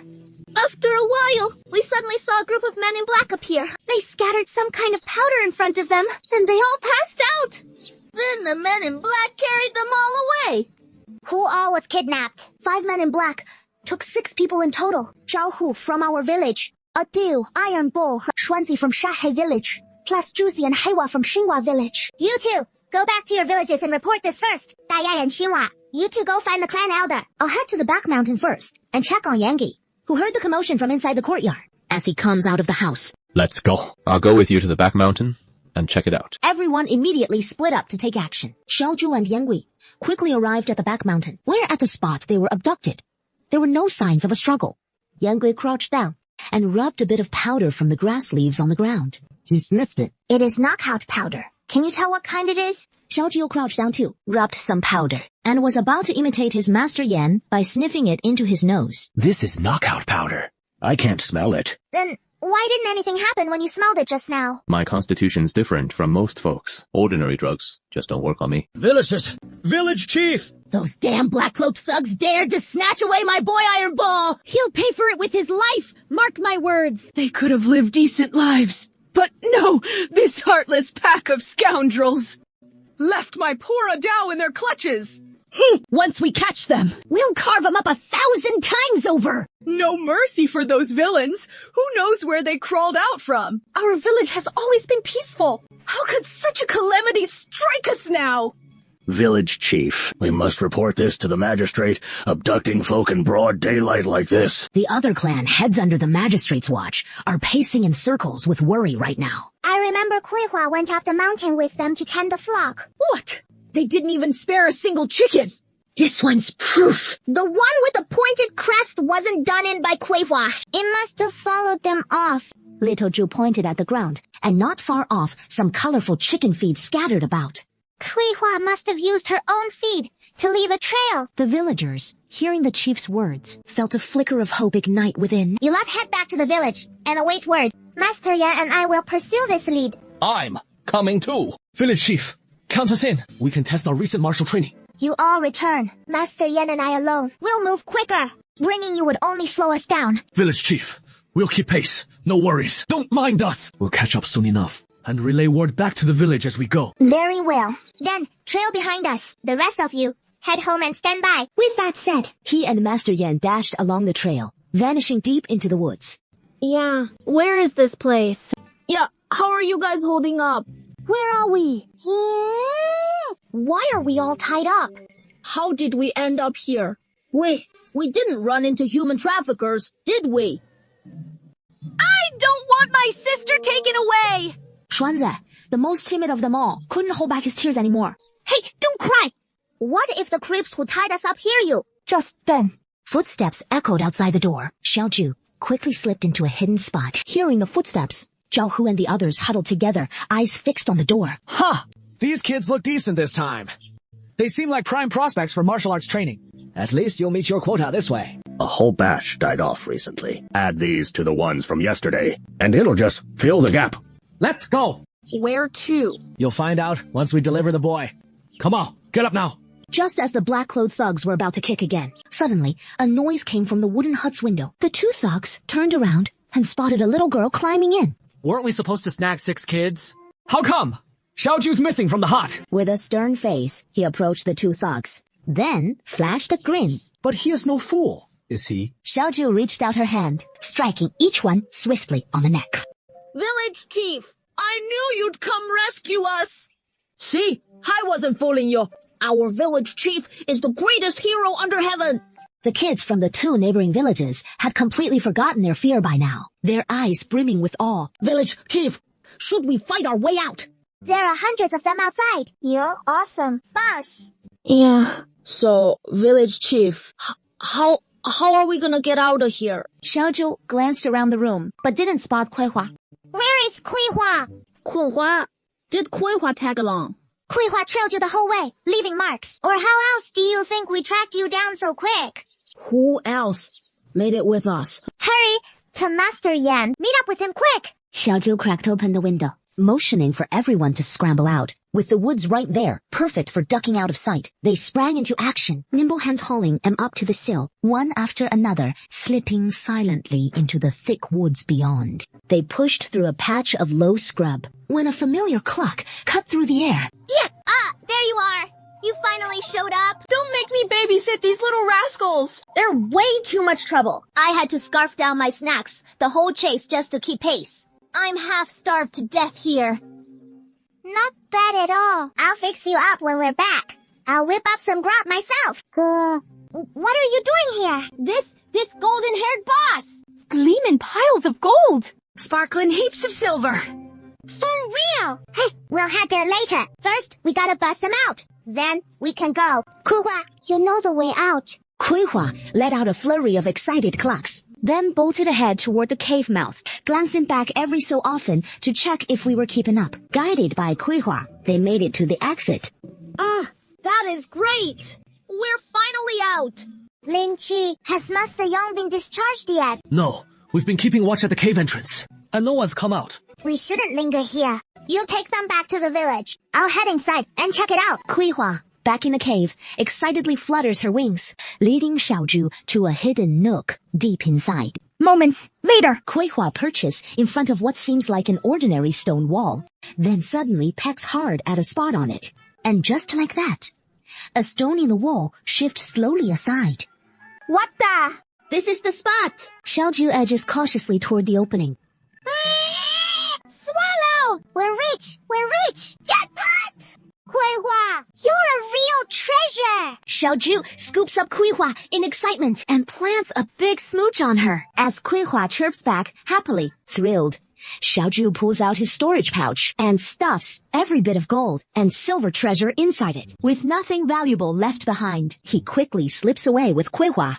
Oh, they've nabbed a ton of kids around here. 7 or 8 just yesterday, locked up in that wooden hut up ahead. Xiaozhu hunkers down in the bushes, eyeing the black-cloaked guards in the distance. Suddenly, a gust of wind sweeps through, rustling the grass. Seizing the moment, Xiaozhu darts forward like a shadow, closing in instantly on a guard with his back turned. He holds his breath, lightly tapping the guard's arm with his stun baton. A faint blue spark flashes, and the guard convulses, slumping limply to the ground. Once all the men in black have lost their fighting ability, only then does Xiaozhu tiptoe toward the wooden cabin, peering through the door crack, only to find 7 or 8 kids inside. How'd you get caught too? I'm not one of the ones who got caught. I'm here to rescue you all. The authorities are on their way. Dad, did you catch all of them? It is not him. It is just me. Are we going or not? If we're not leaving, then we'll just wait here for your dad. Let's go. Of course, we're going. We have to go now. They don't even feed us here. I've been starving all day. Little Fatty's never gone through hardship like this in his whole life. The other kids all scrambled to their feet too. Keep it quiet. No big noises. There are tons of those black-clothed thugs right outside. I slipped out the back door, and we're heading straight for the woods up ahead. Everyone nodded in agreement as Xiaozhu led the way into the forest ahead. Kuihua guided the group along the return path, urging them onward at a brisk pace. Everyone, stick close to Kuihua. We need to hustle back to the village. The group picked up the pace toward home. That night, the village lights burned brighter than ever, filling every heart with gratitude and warmth. Success feels just like earning those village reward points. 500 fake bills for one big win. Hearing that familiar voice, Xiaozhu didn't feel much joy. He was lost in thought about the group of kids he'd seen in that cave today. They'd been trafficked there too. How long had they been trapped in there? Were their parents frantic with worry, just like Aunt Liu? Were they getting beaten every single day? Hey, my name is Wang Zherong. And you? Oh, right. Why does everyone call you village head? What'd you say your name was? I'm Wang Zherong. What is up? Yeah, nothing at all. What is your name? Why do they call you village head? Xiaozhu. I've been the village head here since birth. A born little benefactor. How are you so awesome? Are you some little sage? Daya, just stepping into the village head's courtyard, I Shen Jiyuan, clutching the village head's hand. Where'd this little imp come from? Trying to steal him from me. The village head dashed right over, yanking the village head's hand from Shen Jiyuan's grasp and slipping it into her own. Village head, you hungry yet? Thanks, but breakfast's already cooking. After we eat, I'll have the villagers take you all home. Do you remember where you live? Oh, my dad's Wang Fu Wang, right at the east end of town. We're the richest family in town. My dad's the county magistrate. Just drop me at the county yamen. The other kids chimed in with their addresses too, except for one little boy who stayed silent. How'd you all get nabbed? I got separated from my cousin and the maid. In an alley, ran into a bunch of black-cloaked guys. Then I blacked out. Woke up tied up in some room. I I just heard Yongfu Tower had new dishes. Wanted to try them out. Next thing I know, I'm tied up here. At that, the little fatty's tummy growled. The little shorty. When do we get to eat breakfast? It'll be ready in just a sec. Breakfast ready, come and get it. Oh, what is this? Yes, it is a new dish. I whipped up using the village head's special recipe. Pancake fruit paired with soy milk. Wow, it has been ages since I last had pancake fruit. Xiaojiu grabs one, takes a big bite, then sips some soy milk. Yeah, yummy, so yummy, just like I remember. This is insanely good. Yeah, sister, Xiao. If you took these pancake fruits and soy milk to sell in town, folks would line up for 'em. Xu Xiaoxiao looks a tad shy, but mostly thrilled, watching everyone dig in with such delight. Her heart swells with pride. These pancake fruits hit the spot crispy on the outside, stuffed full inside, soy milk rich and sweetly aromatic. The combo's perfection. Turns out you're not mute after all. You can talk. The little boy just ignores him, while little fatty purses his lips. And after that hearty breakfast, they've all forgotten about rushing home. Little fatty's already dreaming of settling in for good. I'm not going back. I want to stay right here. How about I get my dad to send over some meal money? Deal. Count me in. I'm staying too. I want to hang out here. No, absolutely not. You all head home first. Once your parents give the okay, you can come back and crash. Grumbling all the way, the kids trudge back to town with the villagers. You just wait for me. I'll go convince my folks. Then I'll move in. Xiaojiu waves them goodbye, shrugging it off casually, leaving just the quiet little boy behind, the one who never mentioned where he is from. You really have no idea where you live. The little boy shook his head. So, what is your name? How old are you? He just shook his head again. You're not some fool, are you? You don't even look like you've been crying. You just ate, didn't you? This little guy's talking all fancy and formal. Well, sit down here for now, and later we'll go to the yamen to find your parents. The little boy nodded. There, go find an empty room yourself. Go on. Xiaojiu headed back to his room for a nap. Yesterday's draw hasn't happened yet, so Xiaojiu tapped the lottery button. Landed a twin birth pill. What is a twin birth pill? Women who take it can have twins. Oh, okay. This isn't as handy as a strength pill. So, does a strength pill make you as strong as me? No, but way stronger than your average Joe. Xiaojiu tucked the twin birth pill into his storage pouch. Meanwhile, the chubby kid was spilling how he'd been snatched away, and how Xiaojiu had swooped in to save him. He laid out the whole tale. Head to the yamen! You gotta round up those thugs! Thanks so much, village chief, for saving my boy. Which village are you folks from? We'll come by to thank you proper soon. Yeah. So, big thanks to your village chief. Turns out they're from Daoyuan village. Where is my grandma? Your grandma went to the magistrate's place to see Madame Shen, begging him to send folks out looking for you. Quick, come on in. Don't just stand out here. Wang Fugui waved Zhao Dalang inside to sit. Nah. I've dropped him off. Better head back now. Grandma, Auntie. Can I go stay in Daoyuan village for a few days? Pretty please. No, absolutely not. If your mom comes back and doesn't see you, she'll worry herself sick and won't sleep a wink. I'm going no matter what. I don't care. I'm going to bunk with my little benefactor. Let the boy go. We'll bring him back tomorrow. The old lady has spoken. Wang Fugui had no choice but to drop it, glancing sheepishly at Uncle Zhao. Not sure if that is convenient now. Uncle Zhao, didn't the little guy already say so? My family said yes. So now I can stay in the village. Uncle Zhao had no objections. After all, even the village head gave the okay. Wang Fugui told the steward to ready a carriage to see them off. Little Fatty and Uncle Zhao, with a young servant in tow, loaded up a whole carriage of stuff and set off for Taoyuan village. Done.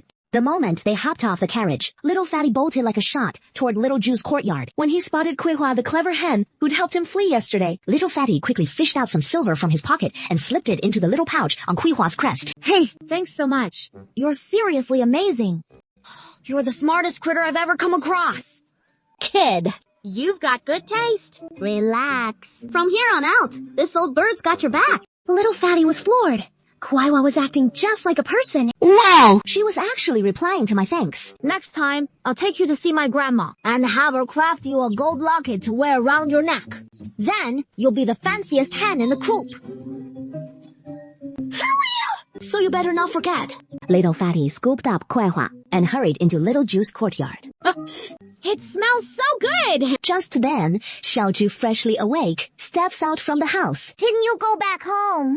I already talked to Grandma about it. She gave the okay, so here I am, staying in the village. And look, I even brought my own food money. With a chubby little wave of his hand, the little fatty points to the cart at the gate, piled high with stuff, as his servants huff and puff, hauling it all into the yard. So, how long are you planning to crash here?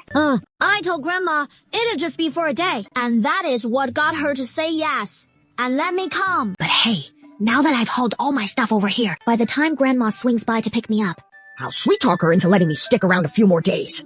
She'll cave. I know it. Oh, and also, that is my guys. Little 4 and Little 6, here to look after me. The little fatty gazes at Xiaoju with earnest eyes. See, Mom, I've got everything all set. Won't be any bother at all. Come on, just let me stay. Aren't you supposed to be at school? Hey, I'm just too dumb. I can't get the hang of it. And Dad even said, our family's loaded. So even if I can't read a lick, I won't go hungry down the line. This blasted rich kid. Fine, if you're staying here, you'll have to do like my husband and the others. Study and train in martial arts, right here in the village. You're all still hitting the books and practicing martial arts. Everyone's got to. And since you've come to stay here, you'll join right in with them. The little fatty sniffs the mouth-watering aromas wafting from the kitchen. For the sake of good eats like this. I can handle that. I am Shi Xiaoju, the village chief of Daoyan village. All right. Do I really have to study and practice martial arts? Sure, I can do it. Hey, don't just talk big. Practicing martial arts is really tough. Think you can handle it. Adala, don't worry. I always follow through. The old lady and the old man have been racking their brains over the young master's studies. The young master refuses to go to school no matter what, driving the father and son half to death with anger every day. If the young master hadn't skipped classes, he wouldn't have been snatched away by those bad guys. All right then, tomorrow morning, come with us up the mountain to train in martial arts. The little fatty keeps glancing back at the kitchen. Smells so good. It really smells amazing. Qiu Xiaoxiao comes out of the kitchen, carrying the pot base. Hey, chicken! Everyone sets all the veggies on the table. Fresh greens from the villagers, wild game from the hills, and some ingredients exchanged from the space, all arranged on platters. The bubbling broth in the center stove fills the air with aroma. These are all raw. How do we eat them? Just swish them in the pot for a bit and they're ready to eat. Xiaojiu eagerly clips a slice of meat, drops it into the hot pot, cooks it a moment, then pops it in his mouth. Yeah. Blissfully squints his eyes. The others follow suit, grabbing their chopsticks. Yeah. Yummy, yummy. So delicious. Slow down. Don't scald your mouth in the pot. There is plenty more. Who knew blanching veggies like this makes them so tasty? Young master. You've got to really give it your all tomorrow. Okay, so we can stick around here a bit longer. Wow, so delicious. It is so good, tears are welling up. Hey, where is Master Shu? Master Chi said he is heading out on a long trip and won't be back for a while. Lately, it has just been Wang Zhangyi filling in to teach the kids, right? What about Master Yan? Xu Xiaoxiao shook her head. As for Master Yan, he is always vanishing without a trace. Who knows where he is off to? That is strange. One by one, they're all disappearing. Village chief, what are you up to this afternoon? Why aren't any of the masters around today? It is the perfect time to just wander around and relax. And Xiaoju hasn't even figured out what to do yet. When someone shows up at the door again, Shen Jiyuan burst in excitedly, followed by a man in official robes at the door. Three of us! I'm here! Hey, thank you, young lady, for saving my daughter. Shenlong is endlessly grateful. You're the county magistrate. Yes, my dad's the county magistrate. Did you catch those men in black? To be honest with you, Shenlong's here this time, not just to thank you for saving her life, but also to ask a favor.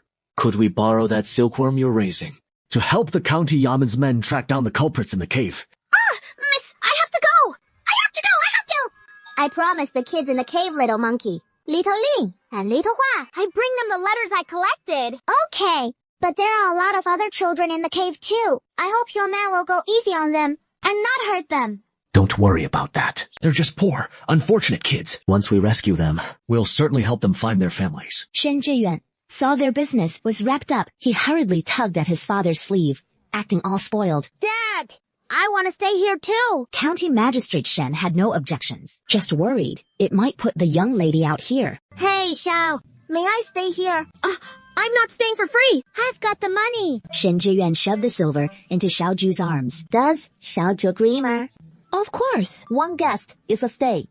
2 guests is a stay too. Only a fool turns down easy money. County Magistrate Shen hurriedly led his men toward the cave. Hey, village head! Village head! The jerk's here. The kids' gossip radars lit up like fireworks. Where? Where is it? By the river! My auntie's washing clothes there. She ran into the whole Zhao clan, and they've got her cornered by the riverbank. Xiaoju and the kids bolted out of the yard, racing straight to the river. We can't miss this drama. Gotta catch it while it is piping hot. Yeah. Where is your granny? Gone to town. No wonder the Zhao family dared barge in and kick up a fuss. They picked their moment, perfectly old lady shoes, away from home. Xiao, it is me, Zhao Da, here to take you back home. We've already divorced. Zhao Da, didn't my mom spell it out clear enough last time at your place? Xiao, I really know I was wrong. Village head, is he down on his knees begging for mercy? As long as he swears, it'll never happen again. Then, village head, just like you said before, you'll sweet talk her into coming back, then ramp up the abuse even worse. Until beating start, they never stop. A dog's not gonna quit eating shit. Xiao, please just forgive me. I swear I'll never do it again. Xiaoju and the others were utterly disgusted by the sight. Xiao, DeLong knows he was wrong. I've changed. They've been missing you this whole time. Look, it is just 'cause you can't have kids. He still wants to take you back home to live together. What couple doesn't have their squabbles? Like the old saying goes, fight at the head of the bed, make up at the foot. Xiao, so just forgive him. All right. Xu Xiao didn't say a word and straight up tossed him over her shoulder. Then planted her foot right on Zhao Da's head. What? You want to drag me back to keep slaving away for your precious son? The tables have turned? The old hag was howling and about to charge forward. Xu Xiao stomped down harder. Let me go! Mrs. Zhao halted her advance, afraid Xu Xiao might just stomp Zhao Da flat. Weren't you trying to drag me back? Perfect timing. After years of slaving like an ox and a horse in your house, and taking beatings from Zhao Da all that time, this grudge hasn't cooled off one bit. Time to get some payback, don't you think? Yeah. Let him go! We won't drag you back anymore. Just move your foot. See? Xu Xiao heard this and saw the guy under her foot, begging for mercy like crazy. Next time I see you, I'll beat you every single time! Mrs. Zhao scrambled to help Zhao Da up, and they bolted, scared shitless. I've been training with the villagers all along, but never got a chance to test how effective it is. Turns out, it is pretty damn useful after all, so I gotta double down and keep at the martial arts from here on out. Speaking of which, the villagers' chatter swiftly turned to martial arts training. Hey, after all this training I've been doing, who knows? Out in the world, I could probably take on 3 at once. As if you'd hold a candle to me. All talk, no action. Put your money where your mouth is. Next time, let's spar for real. You're on! I'm way tougher than my old man now. If he tries to whoop me, he won't even catch up. Really? Little Fatty lit up with excitement, imagining riding on his dad's back. So when Dad comes after him for a beating, he'd never land a hit. I'll be able to fly, but my dad can't yet. My dad's just stronger than me right now. Just wait till I'm a bit older, and my strength will definitely surpass his. Lesson learned. Lesson learned. From now on, if you run into a scumbag, handle it just like Sister Shu. So, why the boss suddenly show up at our door? What else could it mean? They heard I'm working for the village head now, earning 2 taels of silver a month, and I've picked up a ton of cooking skills. So those two got dollar signs in their eyes, and want to sweet talk me back to slaving away for the Zhao family. The kids all shouted, curses in unison. One day, I'll whip up some little cakes for everyone. Xiaoju's eyes lit up. He nodded like crazy. The group headed back to the village head's courtyard, but before they could even step inside, they spotted Lin Chi and the others, all covered in wounds, slumped all crooked by the door. Village head, look at us! We've been beaten up. You gotta stand up for us. Village head! You have to make this right. This whole scene's just too ridiculous, ain't it? Who roughed you up? That local bully Snake Biao and his gang of dozens. We were only 9 strong. Why'd they come at you out of the blue like that? It is cause of me. I hadn't been home in forever. So today, I swung by to see the family. But that no good. Shang set his sights on my little sister. And while I was gone, he flat out tried to drag her off as his concubine. Naturally, I wouldn't have it. So things got heated with him. Then they called in the neighborhood tough, Snake Biao. And we were way outnumbered. So we ended up like this. Spirit, quick! Get on your knees to Xiaoju. Village head, save my sister. That Li Cheng's a beast in man's clothing. A total hypocrite. The fellow whose sister's been snatched is Xu Hao. My sister and I have relied on each other since childhood. I was on my way to town when Li Cheng, the youngest son of the Lai family. Yeah, that is him. Huh, does Miss Shen know him? That scumbag. That damn scumbag. I'm going back to tell my cousin. What does this have to do with your cousin? My cousin just got engaged to Li Cheng a few days ago. But who would have thought this Li Cheng, so suave on the surface, would secretly stoop to abducting an innocent woman? If my cousin finds out, she'll be utterly heartbroken. The group grew even more furious upon hearing this. No time to waste. Let's set off at once. Have little Nine tell the coachman up front to pick up the pace. We'll head straight to rescue Xu Hao's sister. Xu, you go back and notify your cousin. Or stick with us. I'm coming along with you all. Today she is hell, bent on witnessing this hypocrite's true colors laid bare with her own eyes. Nightfall descended. Xi Yue, you and Wang Zherong pretend to visit the Li residence to meet Li Cheng, while we slip into the backyard to spring her. Shen Zhiyue and Wang Zherong, accompanied by their maid and manservant, stepped forward and knocked on the Lai family's grand gate. The grand gate slowly creaked open. What brings you two to the Li residence? I was just passing by and figured I'd drop in on my future cousin-in-law. Where is he? I'll track him down right now. My father says young master Li excels in his studies, so I've come seeking his wisdom on my lessons. Since when has young master Wang turned into such a eager scholar? And which little sister-in-law shows up at her brother-in-law's door this late at night? Is this some kind of joke? Though the gatekeeper was completely baffled, he didn't dare keep them waiting, ushering the pair into the parlor to sit, as he dashed off to alert the young master. These two couldn't have timed their arrival better. Why has my cousin suddenly come to visit? And how does young Master Wang have the time to grace my Li mansion tonight? Hey, may I ask what brings you two to my Li mansion to see old Li? Well, he has business with you. I've heard Brother Li recently bought a fine little pony. I wonder how much you'd ask to sell it to me. I've got the silver for it. So that is why you've come to see me. The two of them nod firmly. Li Cheng is so furious, he is almost laughing in disbelief. Turns out this little fatty showed up late at night just to flaunt his wealth and mock him. He is here to buy the horse. Miss Shen, and you. I just wanted to see what the pony looks like. It is getting late tonight, and the pony's out at the estate. So tomorrow, I'll have it sent straight to your mansion, young Master Wang. What say you to that, young master? I want to see it now. Li Cheng's temple throbs with rage. Just then, a commotion erupts from the backyard, followed by Xiaoju and the others darting past in a flash, hoisting the bound girl right out of the mansion. Li Cheng senses trouble at the sight and tries to intervene, only to be tackled in a bear hug by the little fatty. Oh no, you don't! I insist on seeing that pony tonight. Are you worried I can't afford it? I'll pay you 300 taels. Deal or no deal? So you and young Master Wang barge into my Li mansion at night with thieves. What is your game? By now, Li Cheng has pieced it together.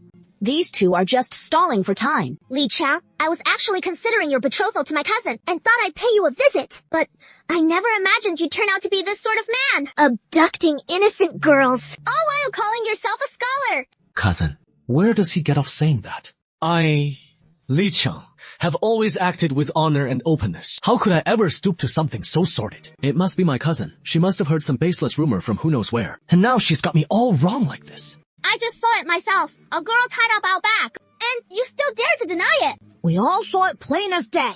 That is just a disobedient maid from my household. The steward locked her in the backyard for a bit of discipline. So why are you two meddling in how the Lai household handles its own maids? While I'm at it, let me ask you this. You barge into my mansion to haggle over a horse what? Business is it of yours if I call for a maid? Li Cheng, we'll remember what happened here today. If you truly have nothing to hide, you'd best drop those shady tactics right now. Exactly. You think we're that stupid. Who do you think you're fooling? With that said, Shen Zhiyuan and Little Fatty exchanged a knowing glance, then turned and strode out of the Li mansion. Li Chang's the kind who holds a grudge over the tiniest slight. With Brother Biao having the veterans' backs, he has done plenty of bullying men and women in his time. And now, he is bound to come seeking revenge. No worries. My dad's got us covered. He is a county magistrate, after all. He wouldn't dare mess with us. Anyway, if push comes to shove, we'll just say I spotted him snatching a beauty off the street, stepping in to right the wrong for my cousin, and sending folks to bring her back safe. Yeah, and count me in. When the time comes, I'll stick right by my dad, and he'll totally take my side. Xiaozhu had his beloved sister settle in at his courtyard for the time being. Dean issued a task to spark the villagers' passion for martial arts training with a reward of 20 points plus 1 lottery draw. Xiaozhu eyed the task prompt. Enthusiasm contest. Right, a contest. Xiaozhu signaled everyone to hold up. Let's mix things up today. What kind of mix-up? How about a race? A speed race. Circling the big mountain once, ranked by who gets back to the start first. Winners get prizes, you know? For real? Then I'm definitely taking first place. We haven't even started yet. That is some blind confidence right there. I object. They've been training for ages, and I just got here. No way I can keep up. Exactly. It is totally unfair. I'm a girl, after all. How am I supposed to race the boys? Well then, why not just have all you newcomers race each other? With a single command, Zhao Wu shot off like an arrow from a bowstring. I've got to snag that first place. Charge! Charge! Go! Go! Go! Xiaozhu had zipped way ahead ages ago, watching them with hands behind his back. Hey, big bro, don't I look way more steady now? Yeah, real steady. Little Nine headed back to the starting point, pleased to wait for them, as time ticked by, second by second, and soon everyone crossed the finish line, with Zhao Hu taking first place, Tai Niu in second, and Adao in third. While over with the newbies, Heiwa claimed first, and second went to Shuangzi from Downriver Village, which caught Little Nine off guard. Little Fatty snagged third place. Hey! Didn't see that coming. You actually came in third. As if. You think all those years of my dad chasing me around the yard were just for laughs.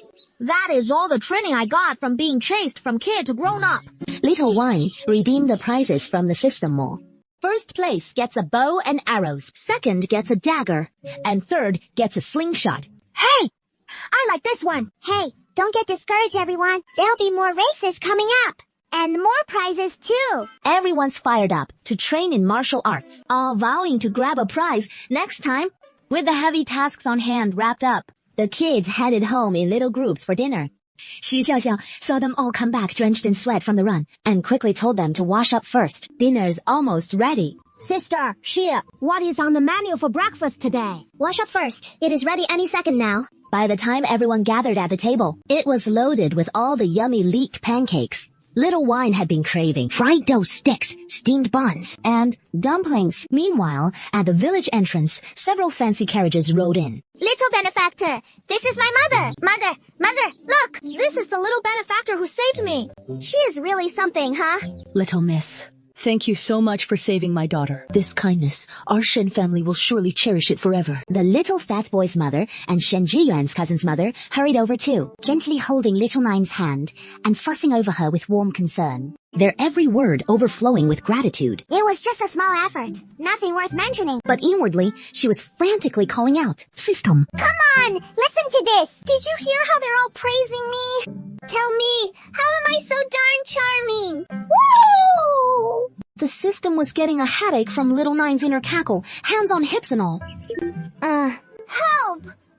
Why do I have to lug this little rascal around all day? Wearing my heart out. Shen Zhiyuan noticed her cousin hesitating, words on the tip of her tongue. Little sister, do you have something to tell me? Shen Zhiyuan recalled that punchable face of Li Chang's, and quickly pulled her cousin aside, brimming with righteous fury as she recounted last night's events. Cousin, please don't do anything rash. Her marrying him. Once I master my moves, I'll give him a beating every time I see him. Thank you, little sister, for worrying about me. I'll give it some serious thought. Though she said as much, deep down she knew full well whether to call off the engagement wasn't her call to make. Sigh. I really envy how you live so confidently and boldly.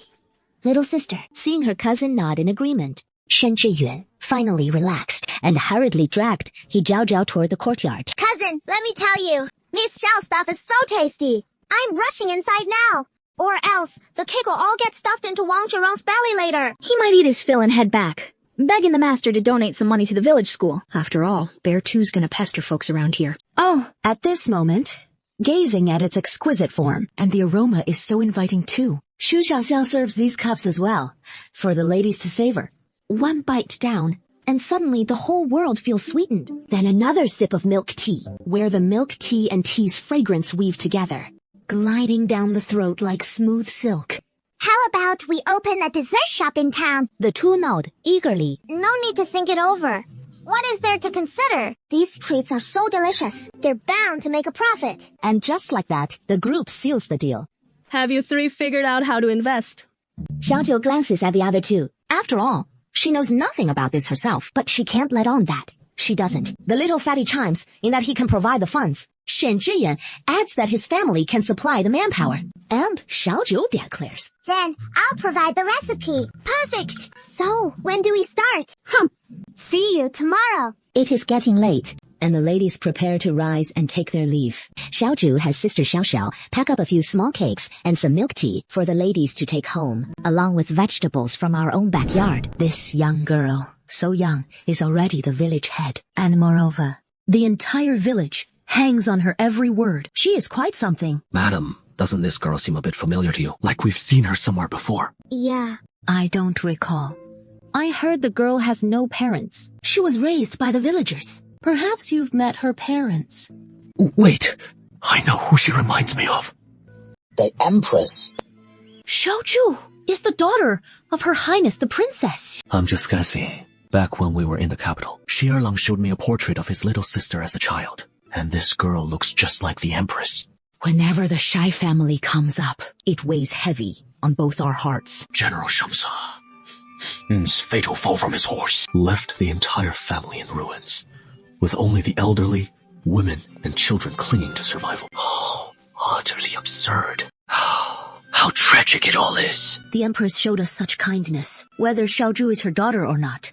Since she has shown up in your jurisdiction, it must be fate bringing her to us. We have to protect her with everything we've got. Rest assured, madam. No one from the capital will catch wind of this place. I'll write to my father right now and have him take care of it. He'll go tell old Madam Xi about all this, whether it is true or not. At least, it'll give the poor old lady a reason to keep going. Shen Jixing rose and headed to the study.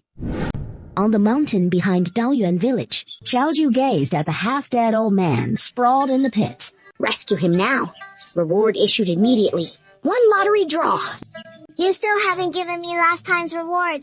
Hey, I'll bundle these up and give them all to you once they're done. Dragging your feet again. You slacking off. You definitely forgot. Good thing I remembered. Host. If you don't save him soon, he'll bleed out for good. The system's voice carried a hint of guilt. Quickly shifting gears. How did this little brat figure out I was slacking? So many new dramas have come out lately. Haven't I just been hooked on binge watching that? Almost forgot about the quest. Dr. Huang! Dr. Huang! I've brought someone for you. Take a look at him. Xiaoju laid the old man down on the wooden bench in the room. Clamped by a hunting trap again, huh? Oh, patched up now. The prey got clean away, but these old-timers always end up snared. Dr. Huang skillfully tended to the old man's wound, but midway through the treatment, the old man woke up in agony. Thanks. Dr. Huang waved it off in a hurry, pointing to Xiaoju petting the dog by the door. If you're thanking someone, thank our village chief. It was she who carried you down from the mountain. Old Gu hurriedly thanked Xiaoju too. Who are you? How'd you end up bringing me to these back hills? My surname's Gu. Just call me Old Ga.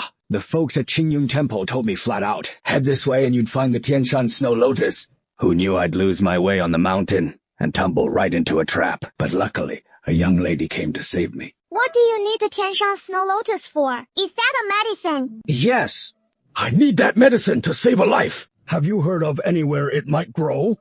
Xiaoju and Dr. Huang both shook their heads. Oh, no. No time left. If I can't find that Tianshan Snow Lotus, old General Shi probably won't make it through the month. It'll be the ruin of the Shy household. General Shy. I'm so sorry. Once this old bag of bones is in the ground, I'll come make amends to you. We'll find it. Tell me. Leaving Dr. Huang's courtyard, Xiaoju rushed home and immediately claimed her system reward. Igniting the village's martial arts enthusiasm. 20 points. Plus 1 lottery draw. Rescuing a divine being. 100 points plus 1 lottery draw. Little Nine tapped the lottery draw reward and finished reading the description for the first one. A Tianshan, Snow Lotus. Does the Qingshan mantra really work this well? There really is one. Xiaoju's eyes sparkle as she stares at this legendary Tianshan Snow Lotus said to save lives. I can't just give this away for nothing. Didn't the system say he is a miracle doctor? Then I can just lure him in to be our teacher and teach the village kids medicine, right? Xiaoju grabs the Tianshan Snow Lotus and dashes back to Dr. Huang's courtyard. Oh, is this what you want? Wulong forgets all about the pain in his foot and leaps right off the bed. That is it. It is this one. No. Little miss, how much silver do you want for it? No money? I can just give it to you. But you have to promise me one thing, okay? Okay. I promise you. I haven't even told you what it is yet. Agree to anything. All right. Hey, this is no fun. Not a shred of negotiation thrill. Wulong's itching to head home right now, but Xiaoju blocks his way. I'll see you home tomorrow. And the Lotus tomorrow, too. Here you go. Thanks, miss. Seeing he is not rushing off anymore, Xiaoju finally leaves Dr. Huang's place. The next morning, as soon as Xiaoju steps out, she spots Wu Lao already waiting in her courtyard. Village chief, who is that guy? Now Little Fatty and Shen Jian are fitting right in, calling Xiaoju village chief too. I snagged him yesterday, you know? Xiaoju invites Elder Wu to join for breakfast. After breakfast, where are we heading? Aren't we going to town? What is the village chief up to now? No trip to town today. We'll see him home. I want to tag along. Sure. Aren't you going to tell your families it is a long trip? Yeah. It is pretty far, and the carriage ride will take a whole day and night. Then I'll go let the group leader know. The other kids chime in that they'll head home and tell their parents too. And soon, Xiaoju and the gang come back, just like that. The two carriages roll off toward the direction the Ancient One described. You scumbag. Scumbag! Scumbag! You didn't even take me. You left without me. Hello, The group glances back, and there is Kui Hua trailing the carriage, wings loaded up with all sorts of bundles. Xiaoju flies over, feeling all guilty, scoops up Kui Hua. Hey, no, Gudani, I figured you were busy handling official county business, so I didn't want to bug you, you know. Really? Hey, totally, I swear. So, what is all this stuff you're lugging around? Xiaoju quickly changes the subject, unloading the packages from Kui Hua's back. Let's open them up. Hey, silver notes. Oh, and all these little bottles and jars, plus some snacks those county office folks gave him. What is this? That is what was still stashed away in the cave. Xiaoju curiously pulls out a small vial and uncorks it, revealing these plump little bugs. That is gross. Why'd you pack all these bugs? Emergency rations. Ji Long snatches up Xiaoju. Along with that just opened bottle, pops a lid, and peers in. GU worms. Where'd these come from? What is a goo worm?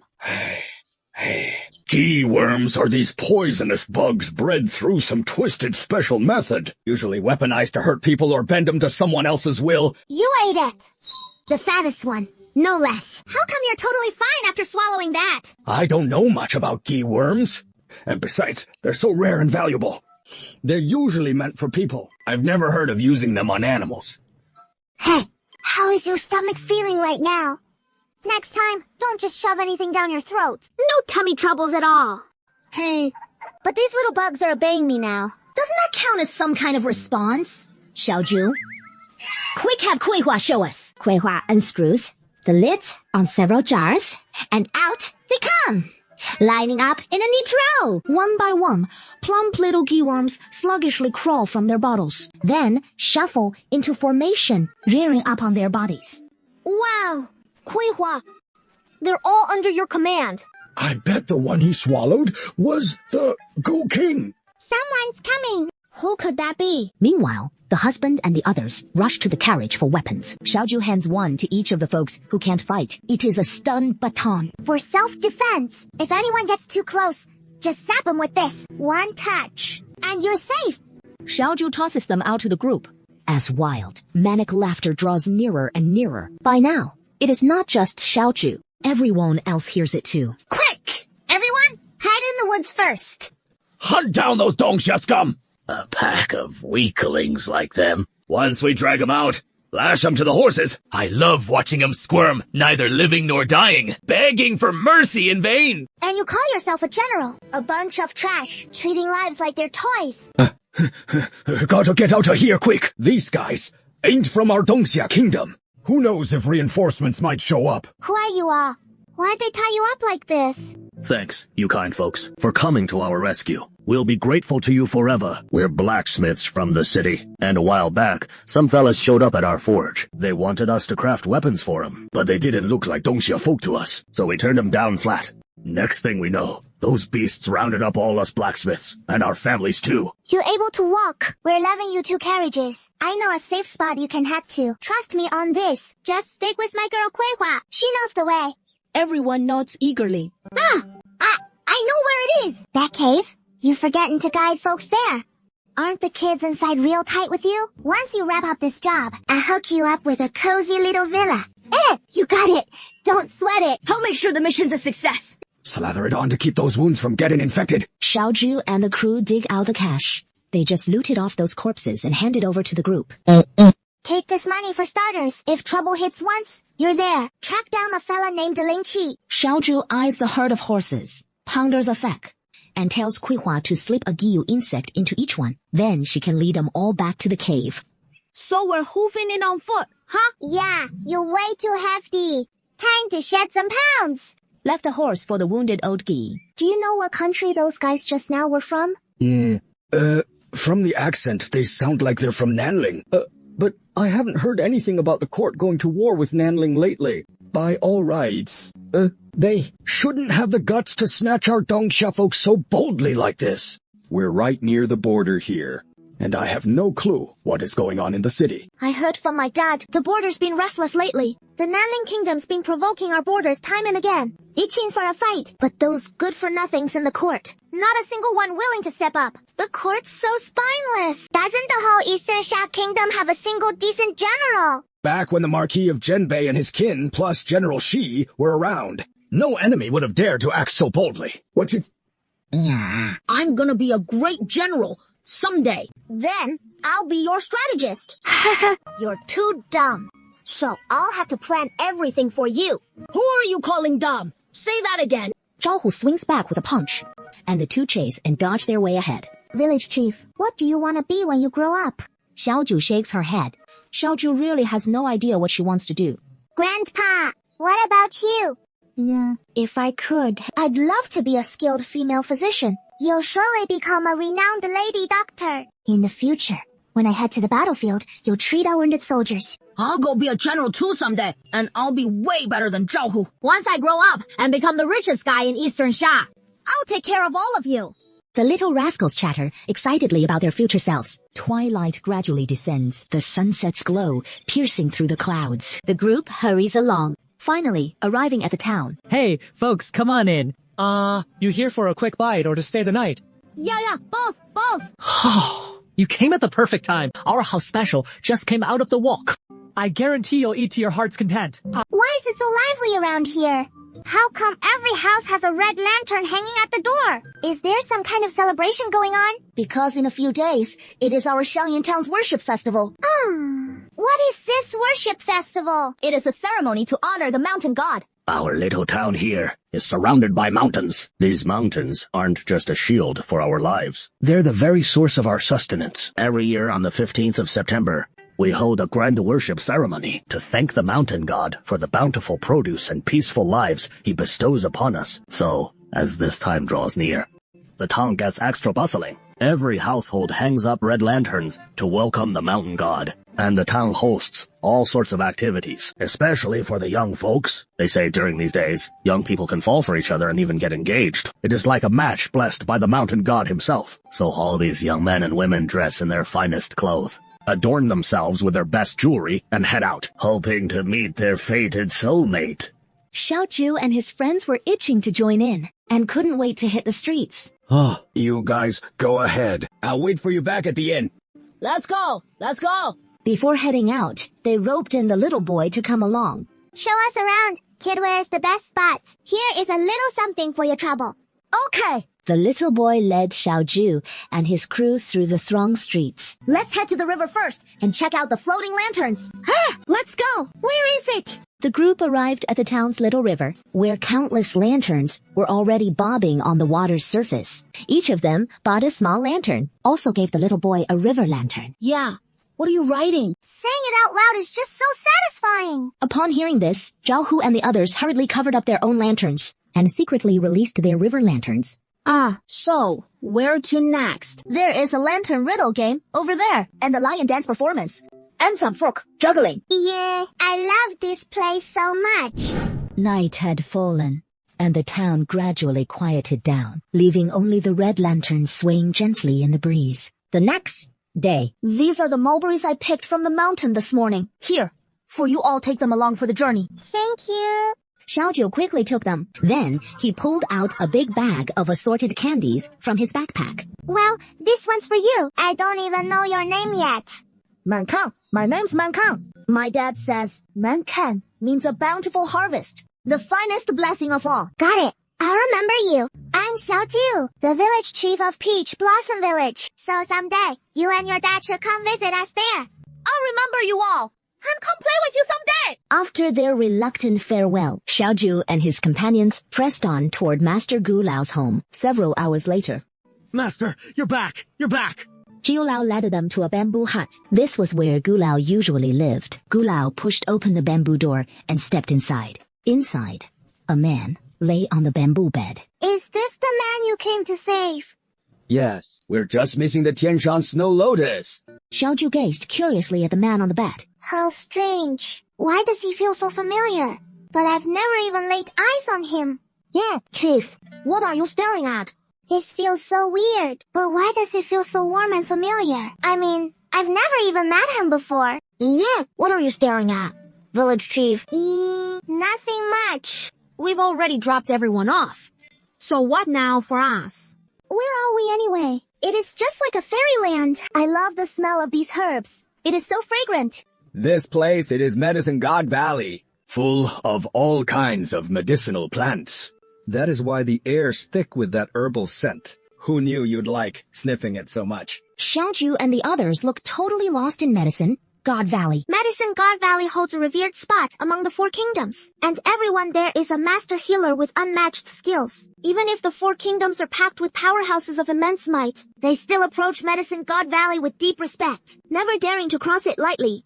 After all, offend anyone but never the healers.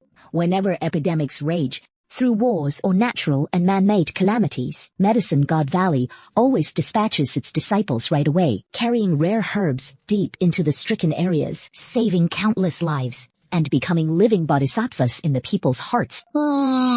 This place really is like a fairyland. Turns out the folks in Medicine God Valley are living immortals. Grandpa Gu spots the kids, chattering away non-stop. He shoots everyone out quick. He is about to start the healing ritual now. Can't afford a single slip-up. But he lets Big Duck stay behind. The shootout little rascals line up and sit by the bamboo hut door. Village Chief, why do we have to sit here? Once Grandpa Gu finishes saving the patient, we head back home. Just then, a young boy outside the bamboo hut peeked his head incuriously. Xiaoju and the others looked at him too. In the end, the boy dashed off with a whoosh. No way. Why is he running? Are we really that scary? Xiaoju quickly chased after him. Why are you running? Xiaoju squats down and asks. He should ask the system in his mind. Is this guy an assassin? Host, do you really think that is possible? A 3 or 4-year-old kid who can't even read properly. Could that be an assassin? The system is speechless. Where did you beggars come from? And what are you doing at Master Sambo's door? Who gets this? A bunch of beggars sitting at Master's door. I better hurry and ask senior sister what is going on. Who are you calling a beggar? The kid notices Xiaoju's clenched fist. Let go of your hand! If you dare hit me, I'll scream for help! We do kind of look like beggars right now. Xiaoju glances down at himself and at the others. The ever-face conscious, Xiaoju wishes he could burrow into the ground right now. Yeah. You. Where do you sell clothes around here? Up ahead. He points to the bamboo grove ahead. You're really not beggars, are you? No, our clothes got torn on branches while climbing the mountain. Oh, sorry. So, I'll take you to get some clothes. With that, he leads Xiaoju and the others into a bamboo grove. This is the market in our Medicine God Valley, where everyone shops for clothes. Xiaoju and the group head straight for the clothing stall. Looking to pick out some clothes. Folks. Any place to bathe around here? Of course you can. You are also disciples of the Master. Of course not. We're escorting your master home. So, is there anything fun to do in Medicine God Valley? No. Medicine God Valley is all about herbs and healing arts. Senior Sister Shika say the outside world is full of wonders, with mountains, rivers, lakes, and seas, and all sorts of people and adventures. So you guys never go out at all? Yeah, I'm still young. Master says it is dangerous outside, so he won't let me go out. But when Master sends us to gather rare herbs, or if a widespread epidemic or war breaks out outside, that is when my senior brothers and sisters venture out. Then next time, you can come play in our village with your master. It is super safe there. No dangers at all. I'll have to ask Master first. Xiaoju pulls out some spicy strips from her pocket and shares them with everyone. It is called spicy strips. They're super delicious. Here, give it a try. Xiao Tong tentatively puts the spicy strip in his mouth. Wow, it is so yummy. Can I bring some back for my senior brothers and sisters to try? Yeah, of course you can. But you have to tell me.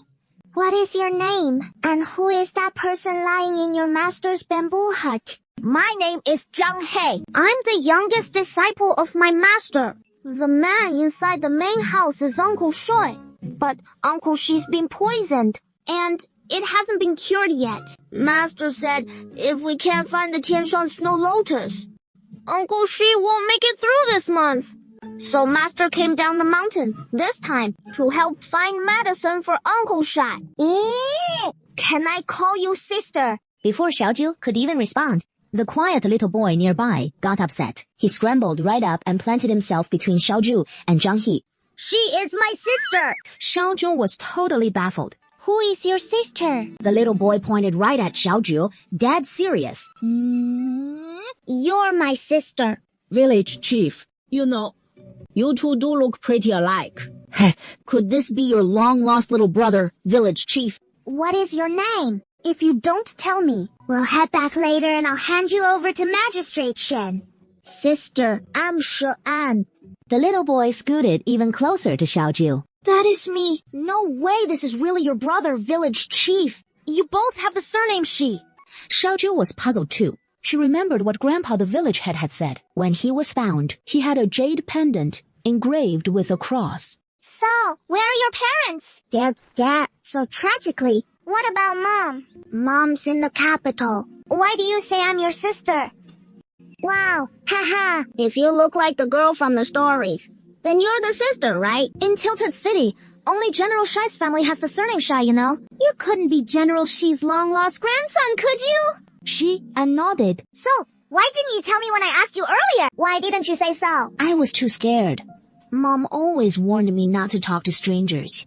Oh! So how did you end up getting kidnapped all the way to Qingshan County? A while back, when Father got word from Grandfather that the little grandson of the Shai family had vanished from the capital, he was pacing around the house in a total panic and thinking of the Tianyou King's Shai family. Shai and just shook his head. He woke up inside a carriage. But I've never heard of any missing little girl from the Shy family. Who is this old General Shy? Speaking of him, Shen Jiyuan launched into an endless stream of stories, starting with how old General Shay led the Shay family army in epic battles against the Three Kingdoms, and how the common folk absolutely idolized the Shay family army. One tale after another, scene after scene, leaving everyone fired up and full of passion. What happened next? What happened after that? Then came that massive border crisis, and old General Shi and all 4 of his sons fell in battle. At that point, Shen Jiyuan's face fell, his spirits sinking low. What kind of messed up border chaos is that? Where the whole family dies fighting? I know. Isn't it that whole thing? Where Shu and his son turn on us? It is like when the birds are gone. What is this about birds? The good bough gets stashed away. When the little rabbits are dead, the hounds get cooked. You idiot! They get burned at the stake or beheaded for it. That is why I'm here, right? So, do I even still want to be a general? Of course! Why wouldn't you? I've got your back. What is there to be scared of? Yeah, then I'm still gonna be the most awesome super general ever. If you wanna call me Big Sis, go right ahead. Shure's eyes lit up bright, like Big Sis had finally given her the green light to use the name, and now she was bubbling over with joy. Are you coming back to the pig house with us, or heading somewhere else? I'm not going. I'll come find you guys tomorrow to play. Xiaoju pulled a bunch of snacks from her pocket and handed them to him. Then these are for your senior brothers and sisters to eat. Thank you. After parting with Xiao Tong, Xiaoju and her group strolled leisurely back to the ancient bamboo house. Has the big tree inside been cured?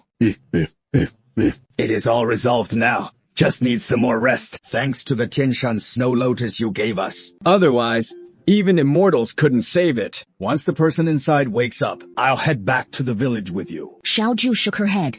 Ever since learning this old man was from the Valley of the Medicine God, she'd given up the idea of having him return to the village to teach. Why the sudden change of heart? I want to make a different deal with you. You should stay right here in the Demon God Valley. But could you teach everyone medical arts here? Yeah, this young lady really has a gift for medicine. Even without you mentioning it, I was already thinking the same thing. Xiaoju pointed at the pig. When'd she do? Can I go in and take a look? Oh, of course. The person's awake now. You saved his life, so he ought to get a look at his lifesaver. Xiaoju tiptoed inside, with Shai En, her little tag-along, tiptoeing in right behind. General Shi, lying on the bed, heard the footsteps and slowly turned his head. Upon clearly seeing the 2 kids coming through the door, his eyes flew wide open, his breathing growing ragged. Our ages don't match up with third brothers. And they don't line up with yours either. Who are you people? Do you know me? I'm the young lady of Peach Blossom Village.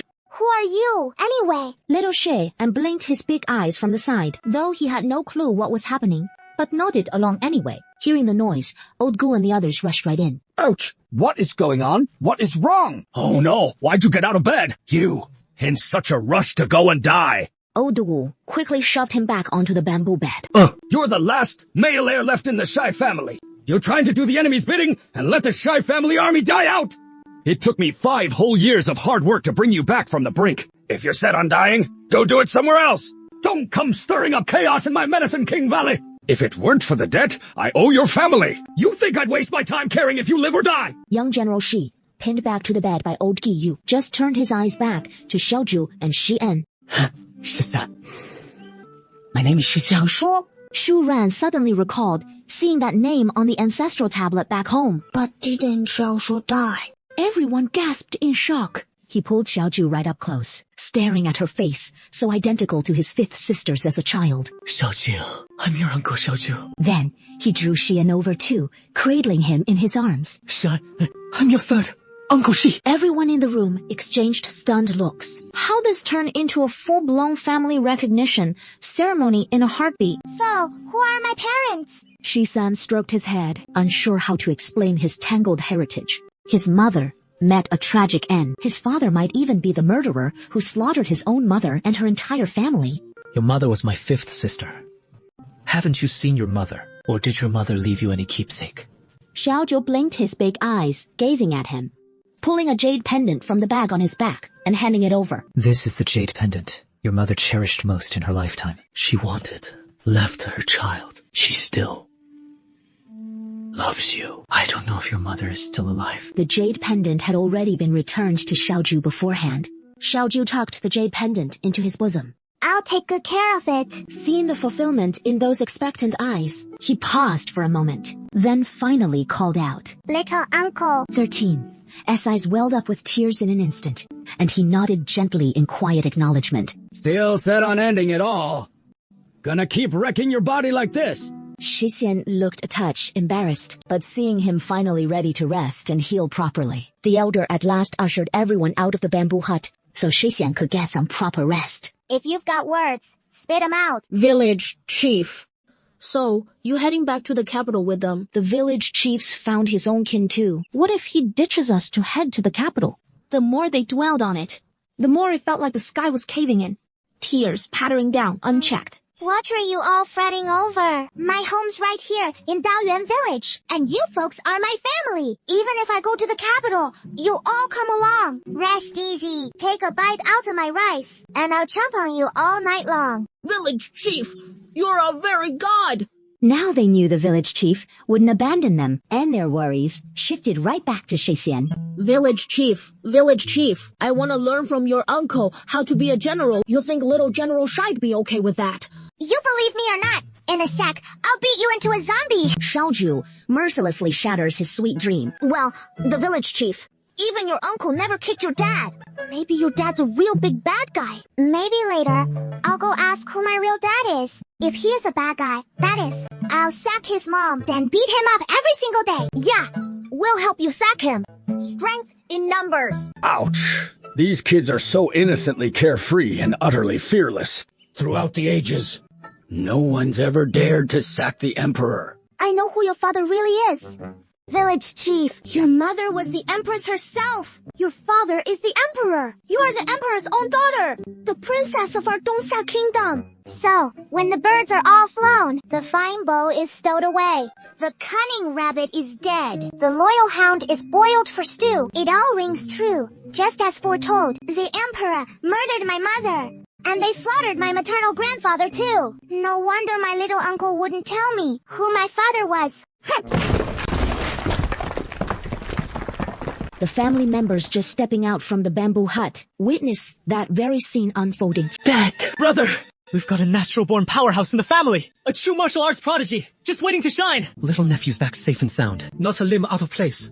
Little niece has returned too, blessed with divine strength and unmatched prowess. And she is just the cutest thing. Exactly. We need to rush back to the capital right away. Share this joyful news with Mother. Want to come with me to the capital and visit your grandmother? If she knew you existed, she'd be over the moon with happiness. I need to head back to Daoyuan Village first to inform the clan elders of this news. Of course you can. I'm heading to Daoyuan Village too, to thank the villagers for raising you so well. The next day, before setting off, Elder Gu assigned his eldest disciple, Qin Shu, and his youngest disciple, Jiang He, to accompany Xiaoju and his companions, under the pretext of the turbulent times outside, ensuring you always have a skilled physician by your side. Do you have any suspicions about who is behind this? Truth be told, it is just my hunch. But 8 years ago, my junior sister and I followed our martial uncle down the mountain when we encountered 2 masked assailants. They were clearly out to capture us both. But our uncle was no slouch in a fight. He subdued one of the masked men on the spot. But the moment they were caught, they took their own lives. Our uncle said they didn't act like themselves at all, more like puppets under someone's control. They ended their own lives. Our uncle had planned to bring the bodies back to the valley for closer examination. But then a group of shadows burst from the darkness. They snatched the corpses away. It seems this cabal has been at it for years. Yet with so many deaths, and so many children vanished, the imperial court hears not a whisper. There must be a vast power pulling the strings from the shadows. Or else, how could those behind it carry out all this in utter silence? Perhaps those missing children and the deaths are merely the tip of the iceberg. The true aims and schemes, far more intricate than we can fathom. What worries me is, if this force is truly mighty enough to sway the halls of power, then with just our meager band, seeking vengeance would be like an egg dashed against a rock. So, what of it? No matter who is lurking in the shadows, I'll drag him out and beat him to death! Xiu, I'll stick with you to uncover the mastermind. Good sirs, welcome. You've had a tough journey. Here's some hot tea to warm your bones. Where exactly is this place? We're just outside Yangping County, where every county sets up these roadside tea sheds for weary travelers to rest their feet. Xiaozhu was about to ask more, when suddenly urgent hoofbeats echoed from outside, shattering the easy chatter in the tea shed. Hey, you there, boss? Bring me a bowl of hot tea and a cup of dry rations. Xiaozhu eyed the young Taoist with keen curiosity. Just then, the young man looked up, his gaze locking with Xiaozhu's. Hey, this young lady seems shrouded in a veil of mist. Her features veiled and hard to discern, as if some divine force blocks the way, making it impossible to glimpse her fate. What a peculiar thing. Xiaozhu caught down from her seat and approached the young man. Are you a Taoist from Qingshan Temple? The young man gestured for Xiaozhu to sit. Yes, indeed. How'd you know? Have you been to Qingshan Temple? Yeah. No. Then, how did you know this poor Taoist hails from Qingshan? Because I've only heard of Qingshan Temple. So who is this Qingfang Taoist? He is my master. What? Do you know my master too? Yeah, I do. I've heard folks mention you're a Taoist from Qingshan. A Taoist as young as you. You wouldn't be a charlatan, would you? Come on, then. Let's see. You read my fortune. Will this trip bring me riches? At the next table, 2 men and a woman sat. Suddenly, one of the men piped up, cutting their talk short. 10 tails! Right here! Why don't you just rob it? The art of physiognomy is a secret Taoist technique that drains one's vital energy and leaks the secrets of heaven. So we charge a fee for it. First, to replenish the loss of one's inner power. Second, to test the sincerity of the seeker. Only then can the reading of one's features be truly precise and effective. Ouch! Ouch! Let's see what tricks you've really got up your sleeve. The young Taoist pocketed the silver, then closely scrutinized the man's face. Gazing at his fate chart, born with a prosperous path to wealth, his main fortune flows unhindered. Yet among his closest confidants hides a treacherous fiend, causing his wealth to drain away. Riches impossible to keep, ultimately dying by that villain's hand. This marks a fated calamity. Truly a tragic turn. Where'd this kid come from? Just a con man fleecing the crowd. Third, bro, let's get out of here and call those 10 tails a good deed done. Madam, could it be you already know who that snake in the grass is by your husband's side? How would I know? You little squirt, spouting wild lies. With that, she grabs the man's arm, trying to haul him out of the tea house. In your fate's romantic fortunes, I see your wife with a twisted heart, entangled in secret trysts with a scoundrel, scheming to steal the family fortune, bringing ruin and ruin to your house. What are you babbling about? How could that possibly be? You're full of it! You wet behind the ears brat! How dare you smear my husband like this? Don't buy his nonsense! He is nothing but a rivers and lakes hustler, out to fleece us blind! Believe it, or don't. The man suddenly recalls something upon hearing this. His face drains of color, eyes flicking between the rich man and the other guy at the table, back and forth, probing, every little clue seeming to back up the boy's claims. He wrenches free from his wife's grip. The illicit affair with my wife turns out to be my so-called good brother, Joe! The tea house buzzes with shocked gasps and whispers. That is on top of the fee. The man fishes out another 10 taels from his pocket and slides them to the boy. Your face bears an ominous shadow. Forehead dim and foreboding. Wealth palace sunken and without luster. Murky vapors swirling all around you. A sign of neither fortune nor wealth to come, with a twisted heart to boot. In league with his brother to deceive and scheme, plotting to seize riches through murder. His intent deserves execution, and heaven's wrath will surely descend upon him. I've shared years of brotherhood with Brother Lai, and this charlatan's got some nerve. Stirring up trouble between us. I've roamed the jungle for years, and I never heard such ominous nonsense. Fine, go ahead and sour Li Sheng's marriage, but now you're insulting us outright. Every word from this humble Taoist is the truth. Believe it if you want. If not, suit yourself. Little Jew and the others are munching on melons nearby, eyes glued to the drama. Let's see what kind of fake Taoist you really are. Pretending with all this mystical mumbo-jumbo here. With that, his hand lunges straight for the young man's throat. Protect the boy. Protect the boy. Reward. 100 points plus 1 lottery draw. Just as the man's hand was about to reach the boy, Xiaozhu grabbed the man by the arm. Furious with rage, he raised his foot to kick the young girl. Qi Xian saw this and rushed over in a flash, landing a kick that sent a jostler-named thug crashing to the ground. Oh yeah, you're in cahoots with this con artist. I see you've got a heavy ominous aura. Your wealth luck is pretty rough. Eyes full of treachery. You're a habitual evildoer. No wealth in your destiny! Beset by ill fortune! Mr. Li glanced at his wife's and brother Joe's guilty expressions and realized the young Taoist hadn't been lying to him. You dare betray me! Everyone in the tea shed backed away hastily, clearing space for the Joe surnamed man to make his move. Wow! He landed a solid hit right on the nose! Good! Hit him good! Husband, please, let me explain. It is not what you think it is. What could you possibly have to explain? You and that wretch schemed against me together. How could I ever forgive you? Speak up! He grabbed 2 ropes from the tea shed owner, tied up his wife, and Zhou Shang sprawled on the ground, and dragged them into the carriage. Once that was done, the man took a deep breath. Thank you. I may have offended you earlier, and today's mess is all thanks to the young Taoist's warning. Or else their plot would have truly destroyed my family. This kindness today, Li, will never forget. If the chance ever arises, I will repay you handsomely. He bid farewell to the crowd once more, then drove off in his carriage. Task complete. 100 points reward plus 1 lottery drop. Xiaozhu hit the lottery button right away and drew a fart. What the heck am I supposed to do with this 1 pill? This death pill lets you fake your own demise. Won't even stir from a bucket of water. That is just nasty. The system's rewards are getting weirder by the draw. Huh, we're all humans for the first time. Why should we let others walk all over us? Like... You really are a Taoist priest.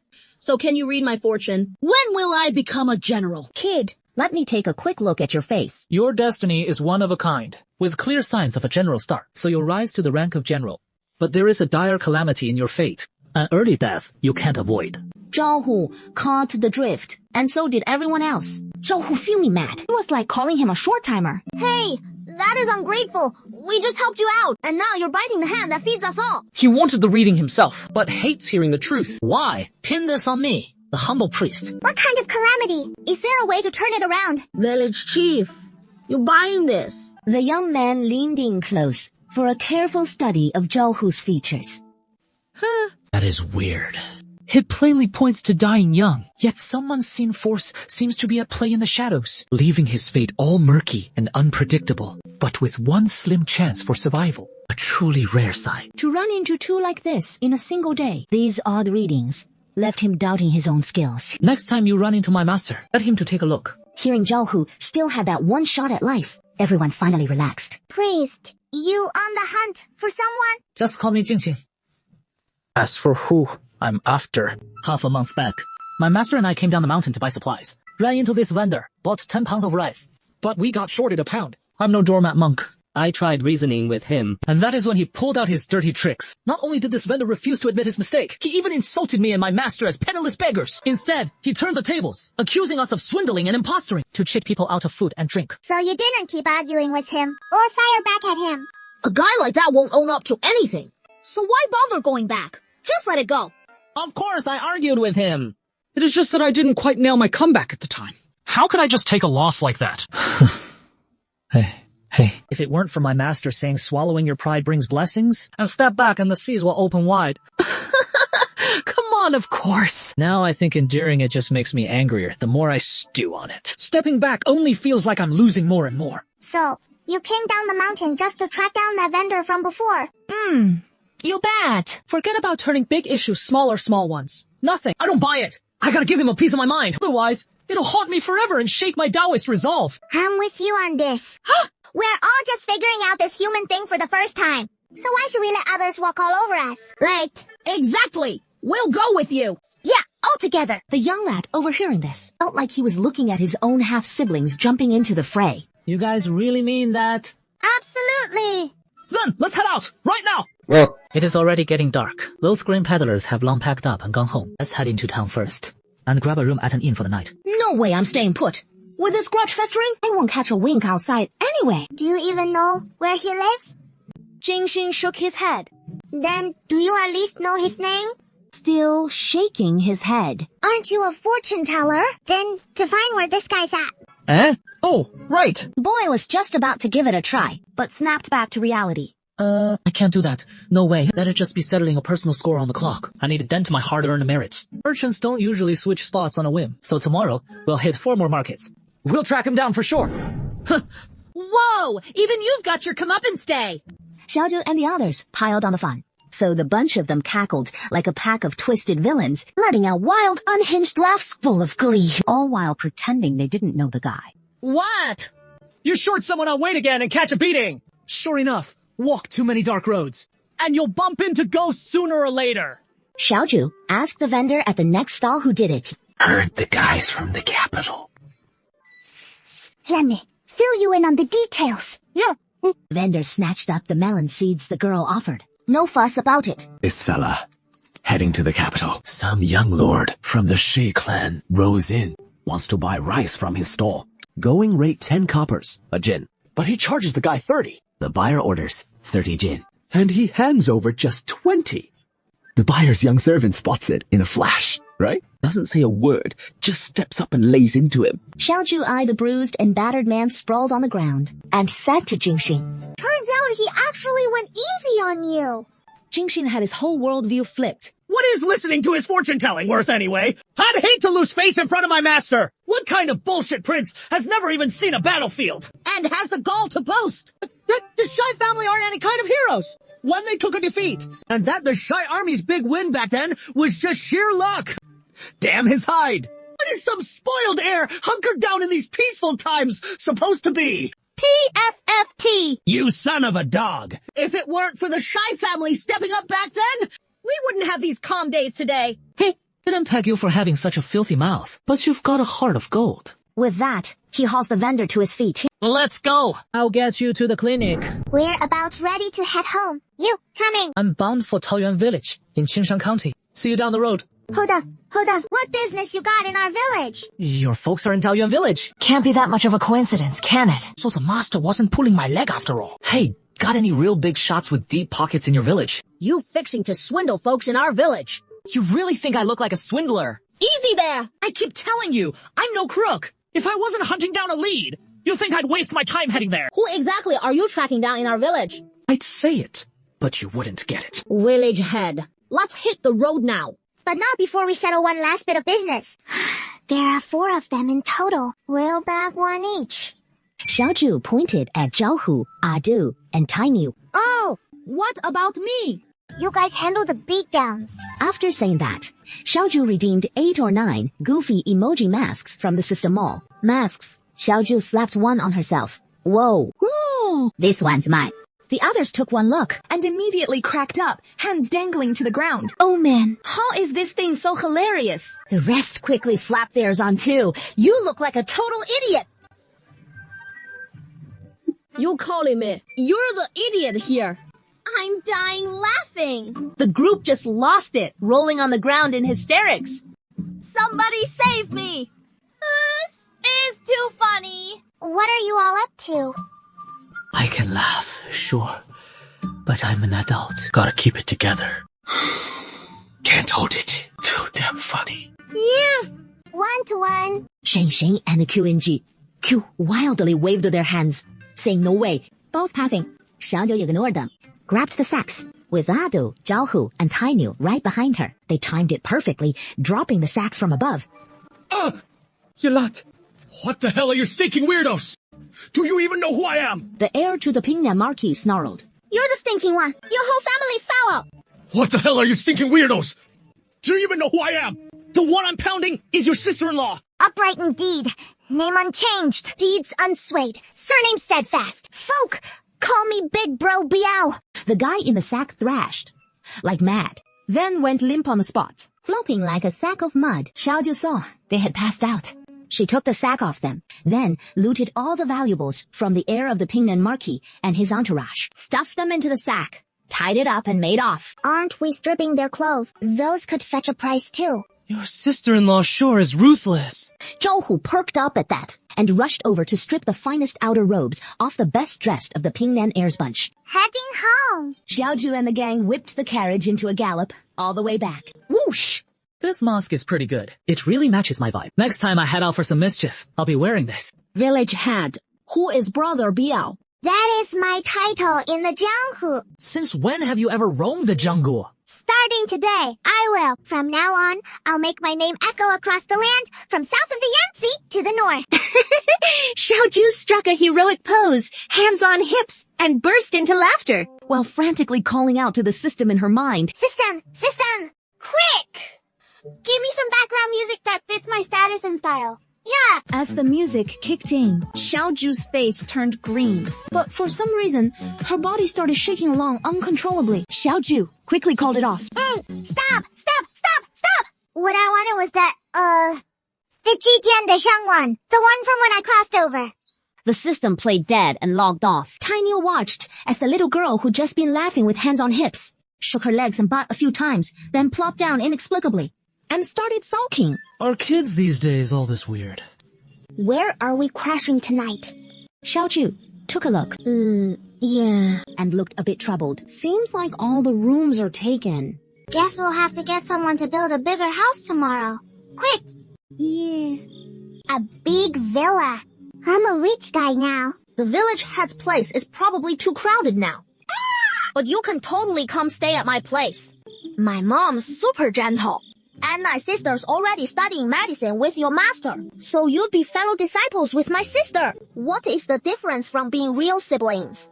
My sister's mom would be your mom too. So just relax and stay with us. Your mom is really gentle. Man, Kang, you can come stay at my house. My grandpa's cooking is amazing. Yeah, man, Kang, don't worry. Everyone in our village is super nice, really gentle. Don't believe me? Ask Wang Zero and Shen Zhenyuan. They're both staying here and don't want to leave. Once our school dorms are ready, that'll be great. In the future, we can all live at the school. Yeah. The villagers here aren't scary at all. They're all really nice. And we get tons of yummy food every day. Hearing this, Jiang He and man Kang finally started to relax. The carriage gradually approached the village entrance. Xiaoju vaguely heard sounds of fighting. Oh no! Trouble in the village! The coachman up front heard it too and immediately sped up. The carriage raced back to the village to the rescue. They all jumped off the carriage in a hurry, only to see Aunt Liu and Zhao Delang on horseback, wielding big knives with a group of folks. Then old ladies Ma and Liu smashing bricks down on the bandits sprawled on the ground, and the elderly clan leader, cane in hand, whacking away at the thugs on the ground. Xiaoju stood there in the wind, utterly dumbfounded. The group was stunned, jaws dropped. Look! Your villagers are about to get slaughtered by those bandits! Can't you see they're all flat on the ground? Why aren't you rushing over to save them? Check out that gang of vicious thugs on horseback! They're clearly not done with you yet! Villagers! Should we call the cops? No way! We don't want you heading down the mountain. What is up? No need for that. Those bandits on horseback! Scream cold-blooded killers! He spots that brute on the horse, gripping a massive cleaver. That snarling she bandit, charging straight at us on her mount. Village chief! Otto! You're finally back! Oh, where is the village chief? You're finally back! Village chief! We've missed you so much. A group of villagers hugged the village chief one by one. Oh, our precious baby. Oh, village chief, you've slimmed down on this trip. Later, I'll have the old man whip up something delicious for you. Oh, Mom's back now. And the little ladies will take you home and fix you something tasty. Where is your sister?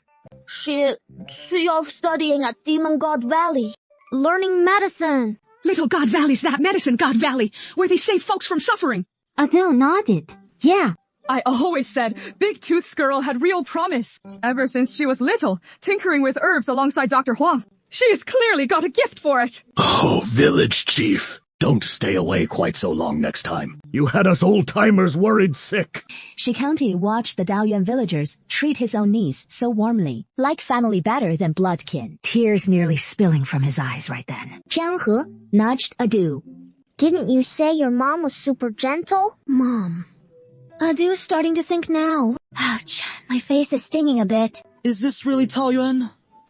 Are the villagers all this fierce? From elders in their 70s and 80s, down to the 4- and 5-year-olds. What is going on here? Who are these folks? Yeah, no clue. But earlier, this bunch charged into the village with knives, yelling threats the second they showed up, demanding we fork over all our valuables, or they'd hack us to pieces. See, and this jerk's the one who hollered that we hand over the village chief. You said to grab stuff, so we grabbed it. Anyway, there is nothing valuable in this village anyway, but these damn turtle eggs are actually coming straight for you, village chief. So how could we just let them have their way? Right. We scrapped with them right then and there. You're their boss. The man sprawled on the ground shook his head, trembling all over. Tell me the truth. If I find out you're lying to me, I'll cut your tongue right out. Got it? Yes, yes, yes. I'm their boss. What name do you want? Biao Bro! Xiaoju kicked him hard. What kind of lowlife are you? How dare you steal my nickname? Change that name right now. No more using that one. So what should I call myself then? Yeah, from now on, you're Irguzi. The former Biao Bro, now Irguzi, nodded in utter humiliation. I heard you're looking for me. Oh. Dear Auntie, I was wrong. I totally failed to recognize someone as great as you. Xiaoju just stood there, watching him silently. Listen! Listen! I'm the young master of the Lai family. Li Chang from the Lai family paid us to come to Taoyuan village and grab you! He heard Shu Hao and his sister were in your village. Since you stole the girl he wanted, we'll just have you take her place instead. In an instant, the fury of everyone around boiled over to its peak. I'm just the guy taking the money to do the job. The real mastermind ain't me. What a goddamn beast! Worse than any animal out there! I'm off to town right now. Gonna slaughter that scum! Yeah, village chief, count us in. Unless I carve 2 ounces of flesh off him today. Then Zhao Dalang ain't my name no more! Everyone else wore fierce expressions too, yelling to chop Li Chang to bits, while Li Chang's face turned dark and grim. Sack him! Sack him! Beat him! Beat him! How could the Demon God Valley produce such a ferocious little brat? This scumbag actually came back and dares to seek revenge. Shen Zhiyuan summoned the guards. His father had left him. His wife instructed him to hurry back and tell his father right away. We need to dig up some dirt on Li Chang, then hand it over to the county magistrate or the Lai family's enemies. Let others deal with him once and for all. We should be good, law-abiding folks. Yeah, but do you know any dirt on Li Chang? There are plenty of corpses buried in the Li mansion, so we need to find a way to expose those corpses to the officials and the Lai family's enemies, so they see them. Wouldn't that do the trick? Unless the Lai family throws some kind of banquet. Otherwise, even if we dig up the corpses, besides the Lai folks themselves, no one else would spot them. That is something we gotta ask Clarkley and Wang Zhurong about. If the Lai family's planning any feasts anytime soon, then we can sneak our way in. After Xiaoju finished, he glanced back at the seething crowd. Everyone, stay calm. We've already got a plan. Village head, what is the plan? What do you need us to handle? Just say the word. We've got the muscle for it. Yeah, don't you worry, village head. We'll take care of this. Hey, yeah, we'll carve out those 2 ounces of flesh from the bastards later. What kind of filthy trash talk was that from Wei Da Huang in front of the village head? Mouth gets dirty.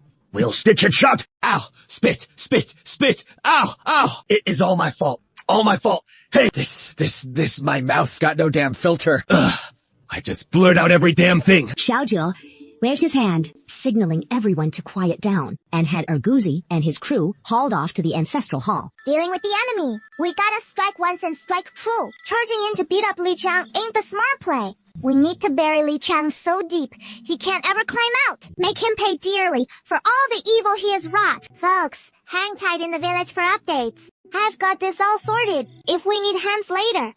I'll round you all up. All right, everyone, head out. Village head, you head home and get some proper rest. Just holler if you need anything. Once everyone had been tended to, the village chief and the others finally headed home in small groups. Ouch. I mean, he is the village chief, after all. The village chief is the one who seems so considerate. Hey, why can't we have a brain as sharp as the village chief's? Of course, you don't. Who is the village chief? Can just any ordinary person compare? Exactly. No wonder when the old village chief passed away. He had to appear in dreams to the clan leaders. And now we go back to burn incense for our ancestors. Our village has a village chief like him. It is truly a gift from our ancestors. Jingfu watches Xiaoju with quiet envy. Sigh. You say you're just a little kid. How do you command such respect in the village? I'm clearly a proper Taoist priest. Why does everyone call me a fraud? How about you start doing fortune telling for folks from now on? Shave off that beard and dress a bit older. Nah, that won't work.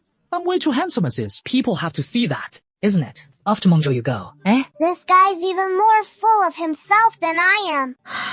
Uncle Su, you finally got some self-awareness. The weary crowd hurries off home to rest. As for the folks from Qi County, they can stay at the little tavern. Perfect timing, since Master Shu and Master Yan haven't returned yet. The group soon makes their way back to the village chief's courtyard. And before long, a steaming hot pot is brought out. Xiaozhu and the others quickly set out the sides, and they dive right in without a moment's delay. Jingxi recalls her master's words. The one who ensure she never worries about food or clothes is right here in Daoyuan village. Master Xiaobi must have been talking about this little girl. Aren't you a Taoist? How can you eat meat? Though I am a Taoist, there are no strict rules forbidding meat. Eating meat is just going with nature's flow. It won't mess with this poor Taoist's enlightenment or practice one bit. The whole spread on the table got polished off by the group, and they were still hungry for more. Once the cleanup was done, everyone headed back home for some rest. Dawn's gentle light breaks, with birdsong filling the air outside the window, stirring the sleepers awake. Kuihua, I miss you so damn much. Yeah, Master, I miss you like crazy too. Dad, when's that villa of mine coming to the family? Before Xiaozhu could even chime in, Shenku's voice came drifting in from outside, followed by Shen Jieyuan's ear-splitting rant. Who is gone and pissed him off? Let's go see what is up. Saving a life is worth more than building a 7-story pagoda. What boundless merit this brings. Can you bear to watch your cousin, so young and innocent, plunge into that fiery pit of doom? All it takes is a tiny sacrifice on your part to rescue one person's lifetime of happiness. What a profoundly noble act this would be. Exactly. You're a good soul. So compassionate. You'll certainly step up to help, won't you? I've always believed you're an exceptionally skilled Taoist priest. Ever since the moment I first set eyes on you, I could tell immediately how formidable you were. The most powerful Taoist priest I've ever known. Am I truly that formidable in your eyes? All puffed up from the praise. And so, Jingxin unwittingly climbed aboard the thief ship of these crafty little imps. The next morning dawned. Cousin, the village head has arrived, and we've devised the perfect plan. Layer this outfit beneath your bridal gown. Then, once you're in the sedan, seize the chance to shed the gown and headdress. As some commotion is bound to erupt along the route, simply slip away in this disguise and melt into the crowd. Xiaozhu fished a threadbare beggar's rags from his pocket. Slip into this getup shortly, and remember to smudge this gray ash across your face and feet. Hurry and tuck the outfit under your bridal attire. Then stash the rest on your person. Xiaozhu Danin and the others lingered a moment, slipping out swiftly before anyone returned, with the entire scheme in motion. Jingxin navigated it all with seamless poise. As Xiaozhu tracked down Kuihua, who'd sneaked in. The rest hinges on you now. Go on, Kuihua. Kuihua swooped around the Li estate with swaggering bravado, taunting every snarling dog in the compound from top to bottom. Ooh. My claws can dig up the dirt like nobody's business. Think you dim-witted. Mutz can manage that. Will it, Wick? Will it? Suddenly, the pack of foolish dogs seemed utterly bewitched, each with eyes bulging wide, snarling and panting heavily, their claws tearing at the earth like a furious gale in downpour, frantically digging away in a frenzy. As the big yellow dogs unearthed more and more soil, gradually, a spine-chilling stench of decay began to waft through the air, until a horrifying sight finally emerged. A heap of mangled, incomplete corpses lay bare before them, those twisted limbs and ghastly white bones glaring all the more grotesquely under the harsh sunlight. Oh my god! Aren't you coming with me, quick? You silly mutts. Let's get out of here. But Guihua flapped her wings in triumph, leading the pack of foolish dogs in a whirlwind dash from the estate, leaving utter chaos in their wake at the Li residence. Master Li, those corpses in your garden, don't you owe us an explanation?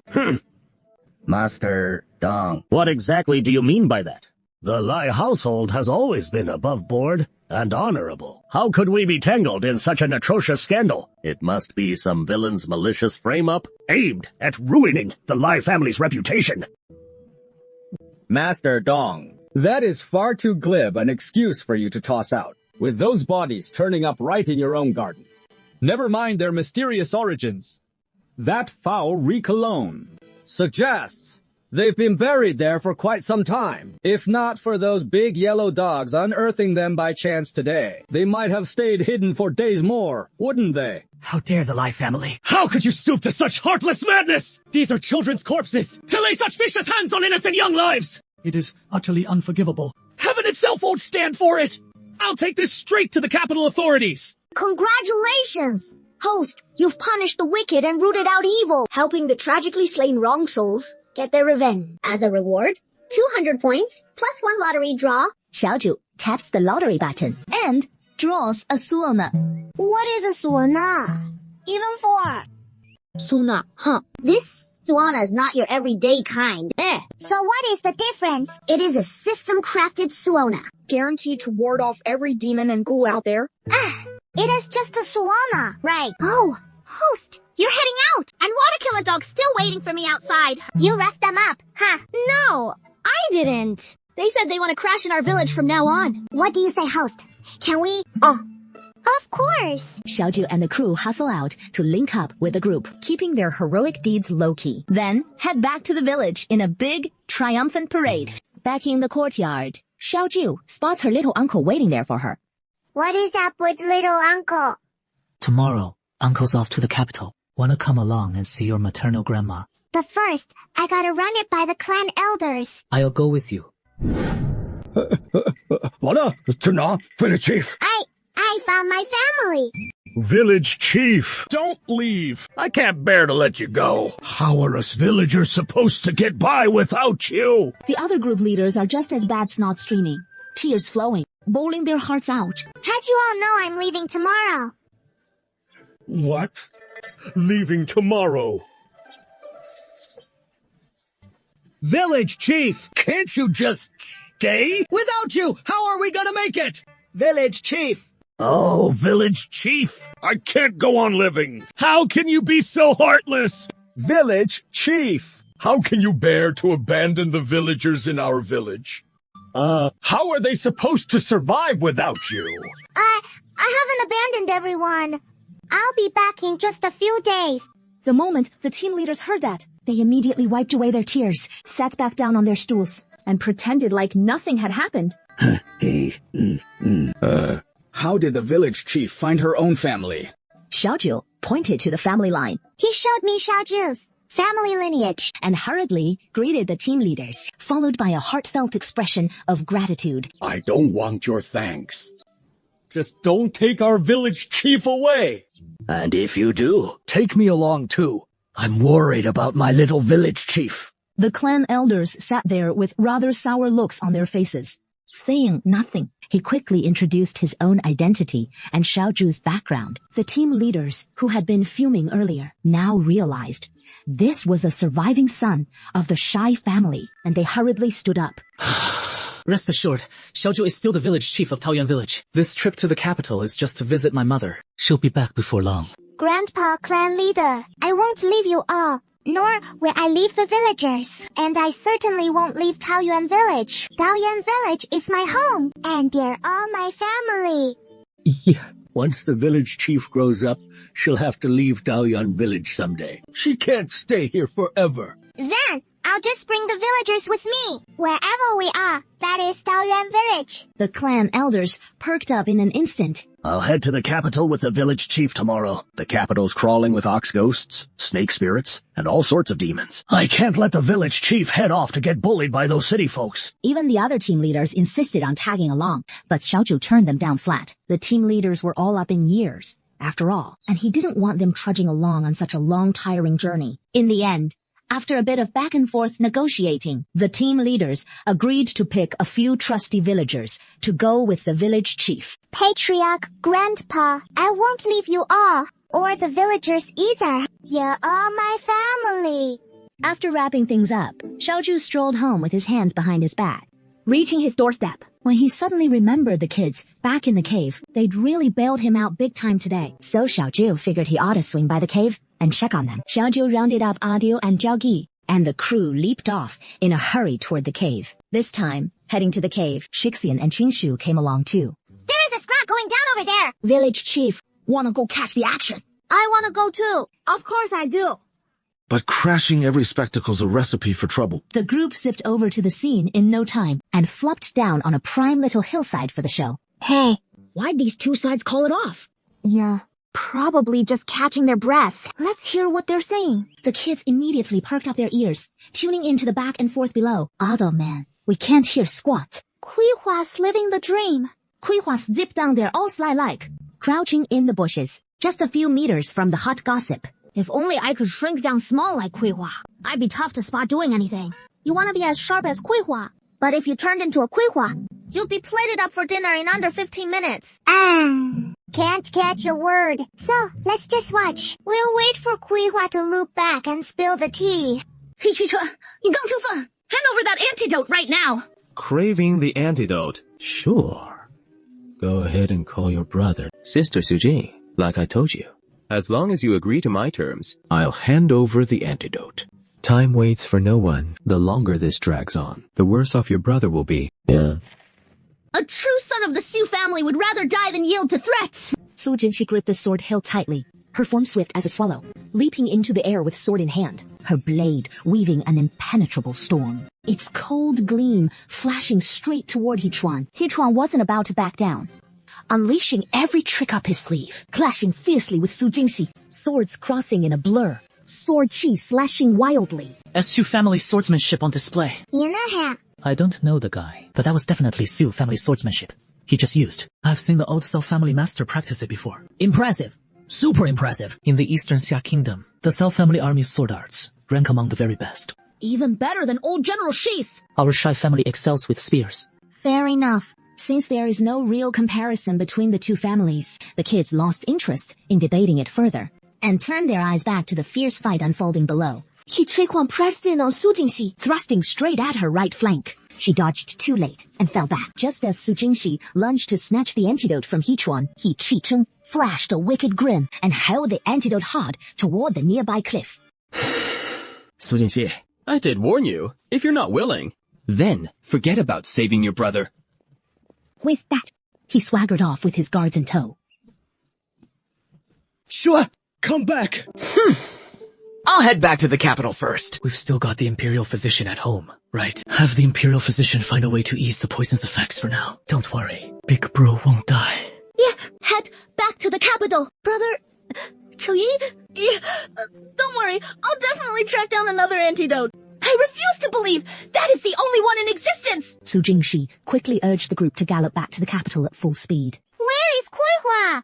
Hey, she was right there just a moment ago. She wouldn't want to hang around for the rest of the drama and just tag along with those folks, right? Didn't catch a single word. What about you guys? Catch anything? Lord Su. Don't you have your mental powers?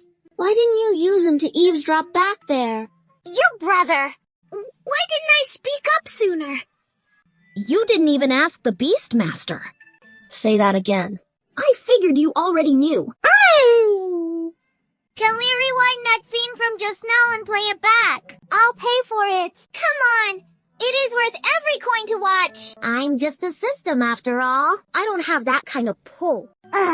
What is the point of you anyway? A few turned back and saw Kuihua flying in all excited. Where'd you just run off to? We didn't even spot you. What just went down with you? Yeah. Chief, hurry and ask Kuihua. What'd that bunch say? So Kuihua launched into a vivid, colorful retelling of what just happened. Kuihua wrapped up her tail, parched and exhausted from the chatter, and Xiaoju, he jumped right in with his own recap. Kuihua's eyes bulging as she eyed the crowd, signaling the kids to give the hen some big applause. Kuihua, you're incredible!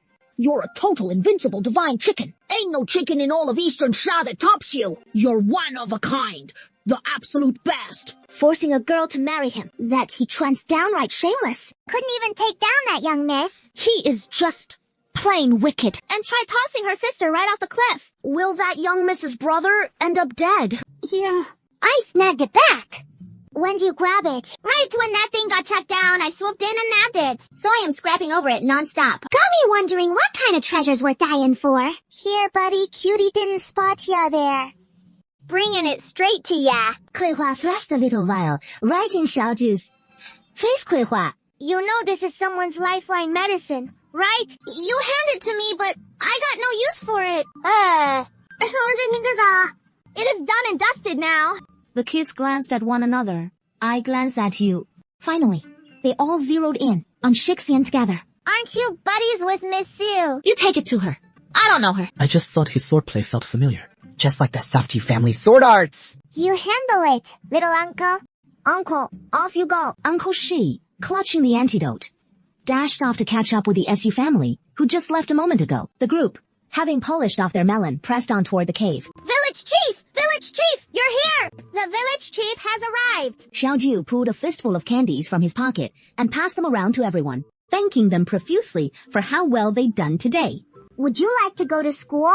Right now, Ling Chi's been the one looking after this bunch of kids. And they're pretty strong fighters, too, often tagging along with Lin Chi to play in the village. Some of the kids shook their heads, while others nodded. So, how about you all come leaving Daoyuan village? The kids didn't hesitate for a second, and nodded eagerly. I'll be leaving the village tomorrow, heading out on a trip, and from then on, you'll study at the schoolhouse, which has rooms for you to stay in. Village Chief, where are you off to? Can I come with you? I'll be your guard. To protect you. But I'm pretty tough myself. I don't need protecting. Zhao Hu got flustered, another rival vying for his spot as the chief's top lackey. Our village chief is the strongest in the world. Who needs your protection? The little boy shot him a fierce glare. Wait, no. Village Chief, if you're not around the village, then where will you be? Yeah, Village Chief, where are you headed tomorrow? To the capital. I'm going too. Xiaoju glanced at little Fatty and Shen Zhiyuan. Shouldn't you tell your parents before heading off on a long trip? The two shook their heads in unison. No need. A leaky, tattered padded jacket, and a disobedient, unfilial son. Qingshu watched from the sidelines, looking quite amused. But I haven't forgotten the reason for coming here. Can you let me check your bodies? I'm the doctor from the Valley of the Medicine God. Xiaoju hurriedly asked Qingshu to examine the children, thoroughly checking everyone over. These kids' bodies are stronger than those of ordinary children, which must be due to their frequent medicinal baths and martial training. Then, why does he have no memory at all? I remember who I am, but I don't remember my family, or where I live. These kids must have been given forget. Worry powder. What is it? A mysterious concoction brewed from a mix of various herbs and poisons. That erases one's past memories. Can you cure it? I don't know much about poisons, but I can send a message back to consult my martial uncle. He's quite skilled in that area. Yeah. Okay. Afterward, Xiaoju led everyone back to the village. Only... So you... Whoa! A whole parade of over 100 chickens trailing right behind Kuihua. They're all my little sidekicks, heading back to school with me. Ooh, dance. Just like that.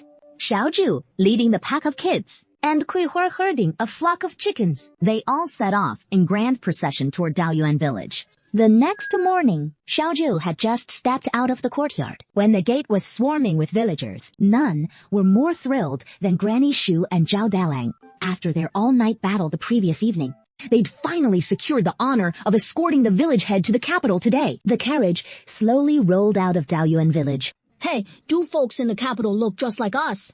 Yeah. Xu Xian stayed quiet. You dummy.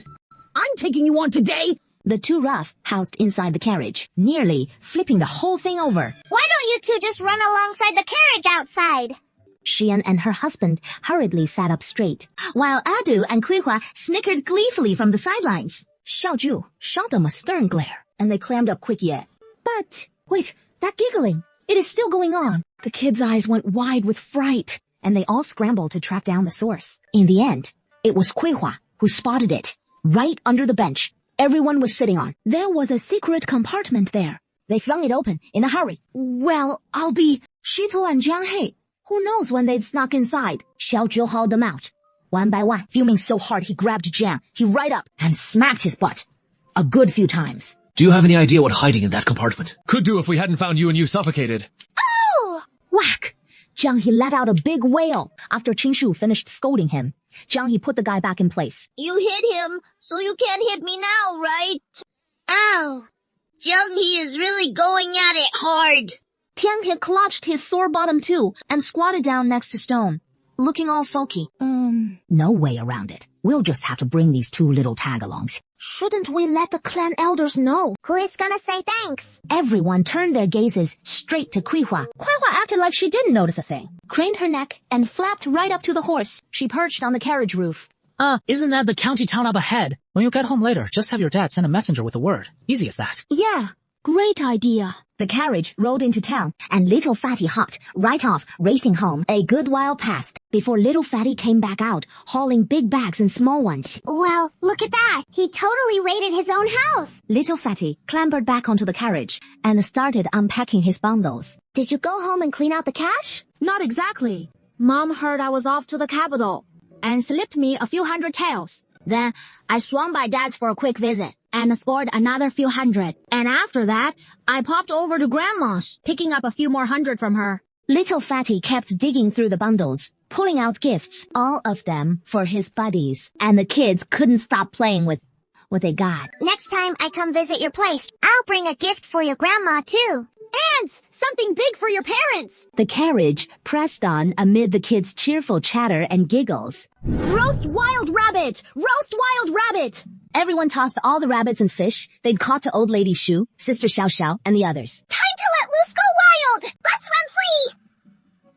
What is up with Kuihua? You're cursing at folks again. Xiaozhu rushed right over, and there was Kuihua dodging a chase, hopping all over the place, with a few feathers flying loose. Xiaozhu zoomed in quick and scooped Kuihua up in his arms. This here is my pet. This is my pet. I got so scared, I fought back against the owner. If you'd come just a step later, I'd have lost for sure. Sorry about that. I thought it was a wild pheasant from the mountain, and it looked so plump and juicy. I figured I'd catch it and roast it up for dinner. Hey, you're the plump. When your whole family is plump. This is all from the martial stances I've busted my tail to practice. Xiaoji glanced over there. Turns out there is a group camping over there too. Hey, I told you to practice your martial arts properly. And look, you nearly got caught by them. No more catching, I'm scared to death. Scared to death. So, you gonna slack off on your training from now on? No more fighting. I really won't. I swear. Just then, a savory aroma wafted over from the man's campsite, and Xiao Wan's stomach let out a loud growl. Hey, little miss, why don't you come over? We've got some grub. Xiaojiu scooped up Kuihua and followed the man over. But Kuihua's feathers stood straight up when she spotted her fellow chickens roasting over the fire. That is her cursing, super filthy stuff. And the other guy, who was chowing down on roast chicken, stared at the clucking Kuihua for some reason. Couldn't quite swallow the chicken in his mouth. No, couldn't spit it out either. Even Xiao Wan lost his appetite, and they hightailed it out of there, clutching the foul-mouthed Kuihua. What happened? Village chief. Oh man, so sweet. Kuihua nearly ended up as a platter. The group burst into some seriously uncharitable laughter. Did you go flirting with those wild pheasants up the mountain again? See, I told you not to wander off. And you almost got nabbed. Mocked by the whole crew, Kuihua turned away and silently flapped into the carriage, sulking hard. Soon enough, Shu Xiaoxiao, the barbecue over here is ready too. Mrs. Xu quickly tells the kids to wash their hands clean before dinner. Yummy. So delicious. Sure enough, we gotta bring Sister Xiao Xiao on trips like this. Sister Xiao Xiao. Yeah. Can't I really be your son? What nonsense are you talking? a mom doesn't just pick up random kids, you know? Master was spot on, huh? Not sure if you're selling that barbecue. We've got plenty of silver happened to pass by Kuihua. After all that fuss, their freshly roasted pheasant just doesn't look appetizing at all. Yeah. How much are you offering? Miss Gray gives a nod, then lets him pick his own. The guy grabs two, hands 20 taels to Xiao Ji, then sits down on the ground with another fellow. The two guys dig into the barbecue, and soon enough, the conversation flows. May I ask how to address you, Uncle Neil? Who'd have thought someone with such refined vibes has a name so plain and punchy? Hey, you're heading to the capital, right? Hey, what is your name? I'm from the capital. Do folks in the capital look just like us back home? The man feels like a swarm of 10,000 bees is buzzing right by his ear, droning on without end. Hey, this humble one's from the capital. Shi Bayu's the name. At that moment, his servant Shi chimes in. We're actually on our way to Luoshuang County for some business. Not sure if you all are off to the capital for fun. We've never been to the capital before. So, what is taking you to Luochuan County? Oh, just handling some small trades. You folks heading to the capital, got any connections there? Help! Help! Xiao Ji and the others rush over, only to find Shai Dong and Jiang He tumbled into some mystery pit. Who told you to run around like that? Qin Shu hauls the two kids up by the collar. The moment he raises his hand in anger, they clutch their butts and bolt. I just wanted to pat the mud off those two little rascals. So why'd they run? After finishing their meal, Xiao Ju and her crew bid farewell to Xie Baiyu and his manservant, then hit the road toward the capital once more. You know that guy from earlier? The Xiar family from the capital. The third prince's maternal kin. The imperial merchants of Dongxia Kingdom. No wonder you know him. So, is that one merchant filthy rich? The richest in all of Dongxia. Wall merchants sure are loaded. But as for whether they're the absolute richest in Dongxia, I'm not so sure about that. That guy's definitely richer than you. Just look at his clothes. That jade pendant he is wearing. Every bit of it is worth more than what you've got. We're all new to being human. So why yield to anyone else? Like... Yeah. Oh, this bumpy carriage ride. It has nearly shaken this young master's bones loose. Good thing I've got this golden bell shield. Or I'd really be in a world of hurt. Xiaoju and his crew step into the inn, where a cozy warmth, mingled with the savory aroma of hot meals, greets them. They order their food, then crowd around the window to take in the distant view. Adu's got his slingshot ready, zeroing in on birds perched in a far-off tree. What are you up to? Just honing my slingshot skills. Wanna bet I can nail that bird up in the distant tree? In your dreams. If you actually hit it, I'll eat my dinner upside down later. Adu's fighting spirit ignites, and he snatches up his slingshot to prove them wrong. Adu squints one eye, grips his slingshot tight, and yanks back the band with all his strength. Totally locked in, he lines up the shot on those tree birds, when suddenly a pigeon flaps right into view. He misses the tree birds, but clocks the pigeon dead on. See, I told you you couldn't hit it. But you wouldn't believe me. If that lousy pigeon hadn't blocked the shot, I'd have nailed it, for sure. Now I'll go snag that pigeon and roast it for dinner. There, fuming, Adu bolts downstairs, Grabs the pigeon and slams it down on the table. We'll roast it up in a bit. This pigeon. Look, they've got a little bamboo tube tied to its leg. Let's get it off. They slide out a note from inside. My lord, Lord Yen the censor has dug up some clues. Shall we silence him? Who is this Yen the censor guy? A third-rank official in the imperial court. From what I know, this guy's honest and incorruptible, upright and impartial, bold in remonstrance, fearless of the mighty. If not for the Empress Dowager backing him up, he'd have died who knows how many times by now. No idea what case Yan Yushi was dispatched to probe this time. This note clearly spells out a plan to silence him by murder and wipe out any evidence against them. So what do we do? Right now, we need to figure out what case the censor was investigating. We'll have to head back to the capital and alert the Yan family somehow. Not sure if we'll make it in time. Isn't that the old gentleman from the Lee residence last time? I think I heard your dad call him Yan Yushi. Whether it is or not, first, send someone back to notify my dad. Have him dispatch men to protect Yan Yushi. Shen Zhiyuan summoned his guard. Shen-Qi, take this note to my father. Tell him to handle this ASAP. Got it. But, miss, the master and madam ordered me to keep you safe at all costs. I can take care of myself. No need for you to watch over me. Besides, I'm with the village head, and he'll look after me. Hey, hurry up and go. The situation's urgent. Shen-Qi had no choice but to comply, snatched up the note, and raced toward Qingshan County. Hoping your dad gets the message pronto. If that old guy's really Yan Yushi, then doesn't that mean we've got a lead on those black-clothed guys from Shandong last time? Shinji won't make it back to the capital for a while. Plus, Adu already shot Shinji down with his slingshot, so those guys won't get the message. They won't dare make a move. After all, he is a third-rank official in the capital. They wouldn't risk it unless they had no other choice. The food arrived in no time, and no one had the stomach to chat about what just went down. They dove right in, scarfing it down. Once they were stuffed, the weary travelers asked the innkeeper for a few rooms to crash in after their long day's journey. Deep into the quiet night, a few men outside gripped tubes of knockout smoke, creeping toward the room where Xiaoju and the others were staying. They puffed gently, letting the haze drift in slowly. Once they were certain the room was dead silent, the men slipped inside without a sound. In Xiaoju and the kids' rooms, they first hoisted the chubby kid still decked out in his shiny gold threads, even in his sleep. Right after came Xiaoju and the rest of the group, not sparing even the littlest ones, Shaitu and Zhang He. Damn it! Who am I even supposed to hate now? No, they won't help me out. And if you won't take me along, then I'll just tag along on my own. For now, she's bouncing along right behind them, one hop at a time, in short order. The men trussed up the kids and dumped them into an empty room. Kuihua sneaked in slyly too, slipping right past unnoticed, and snuggled up next to Xiaoju, who was out cold and snoring away. The system fresh from chasing after a toy. Wake up! Wake up! Won't wake up.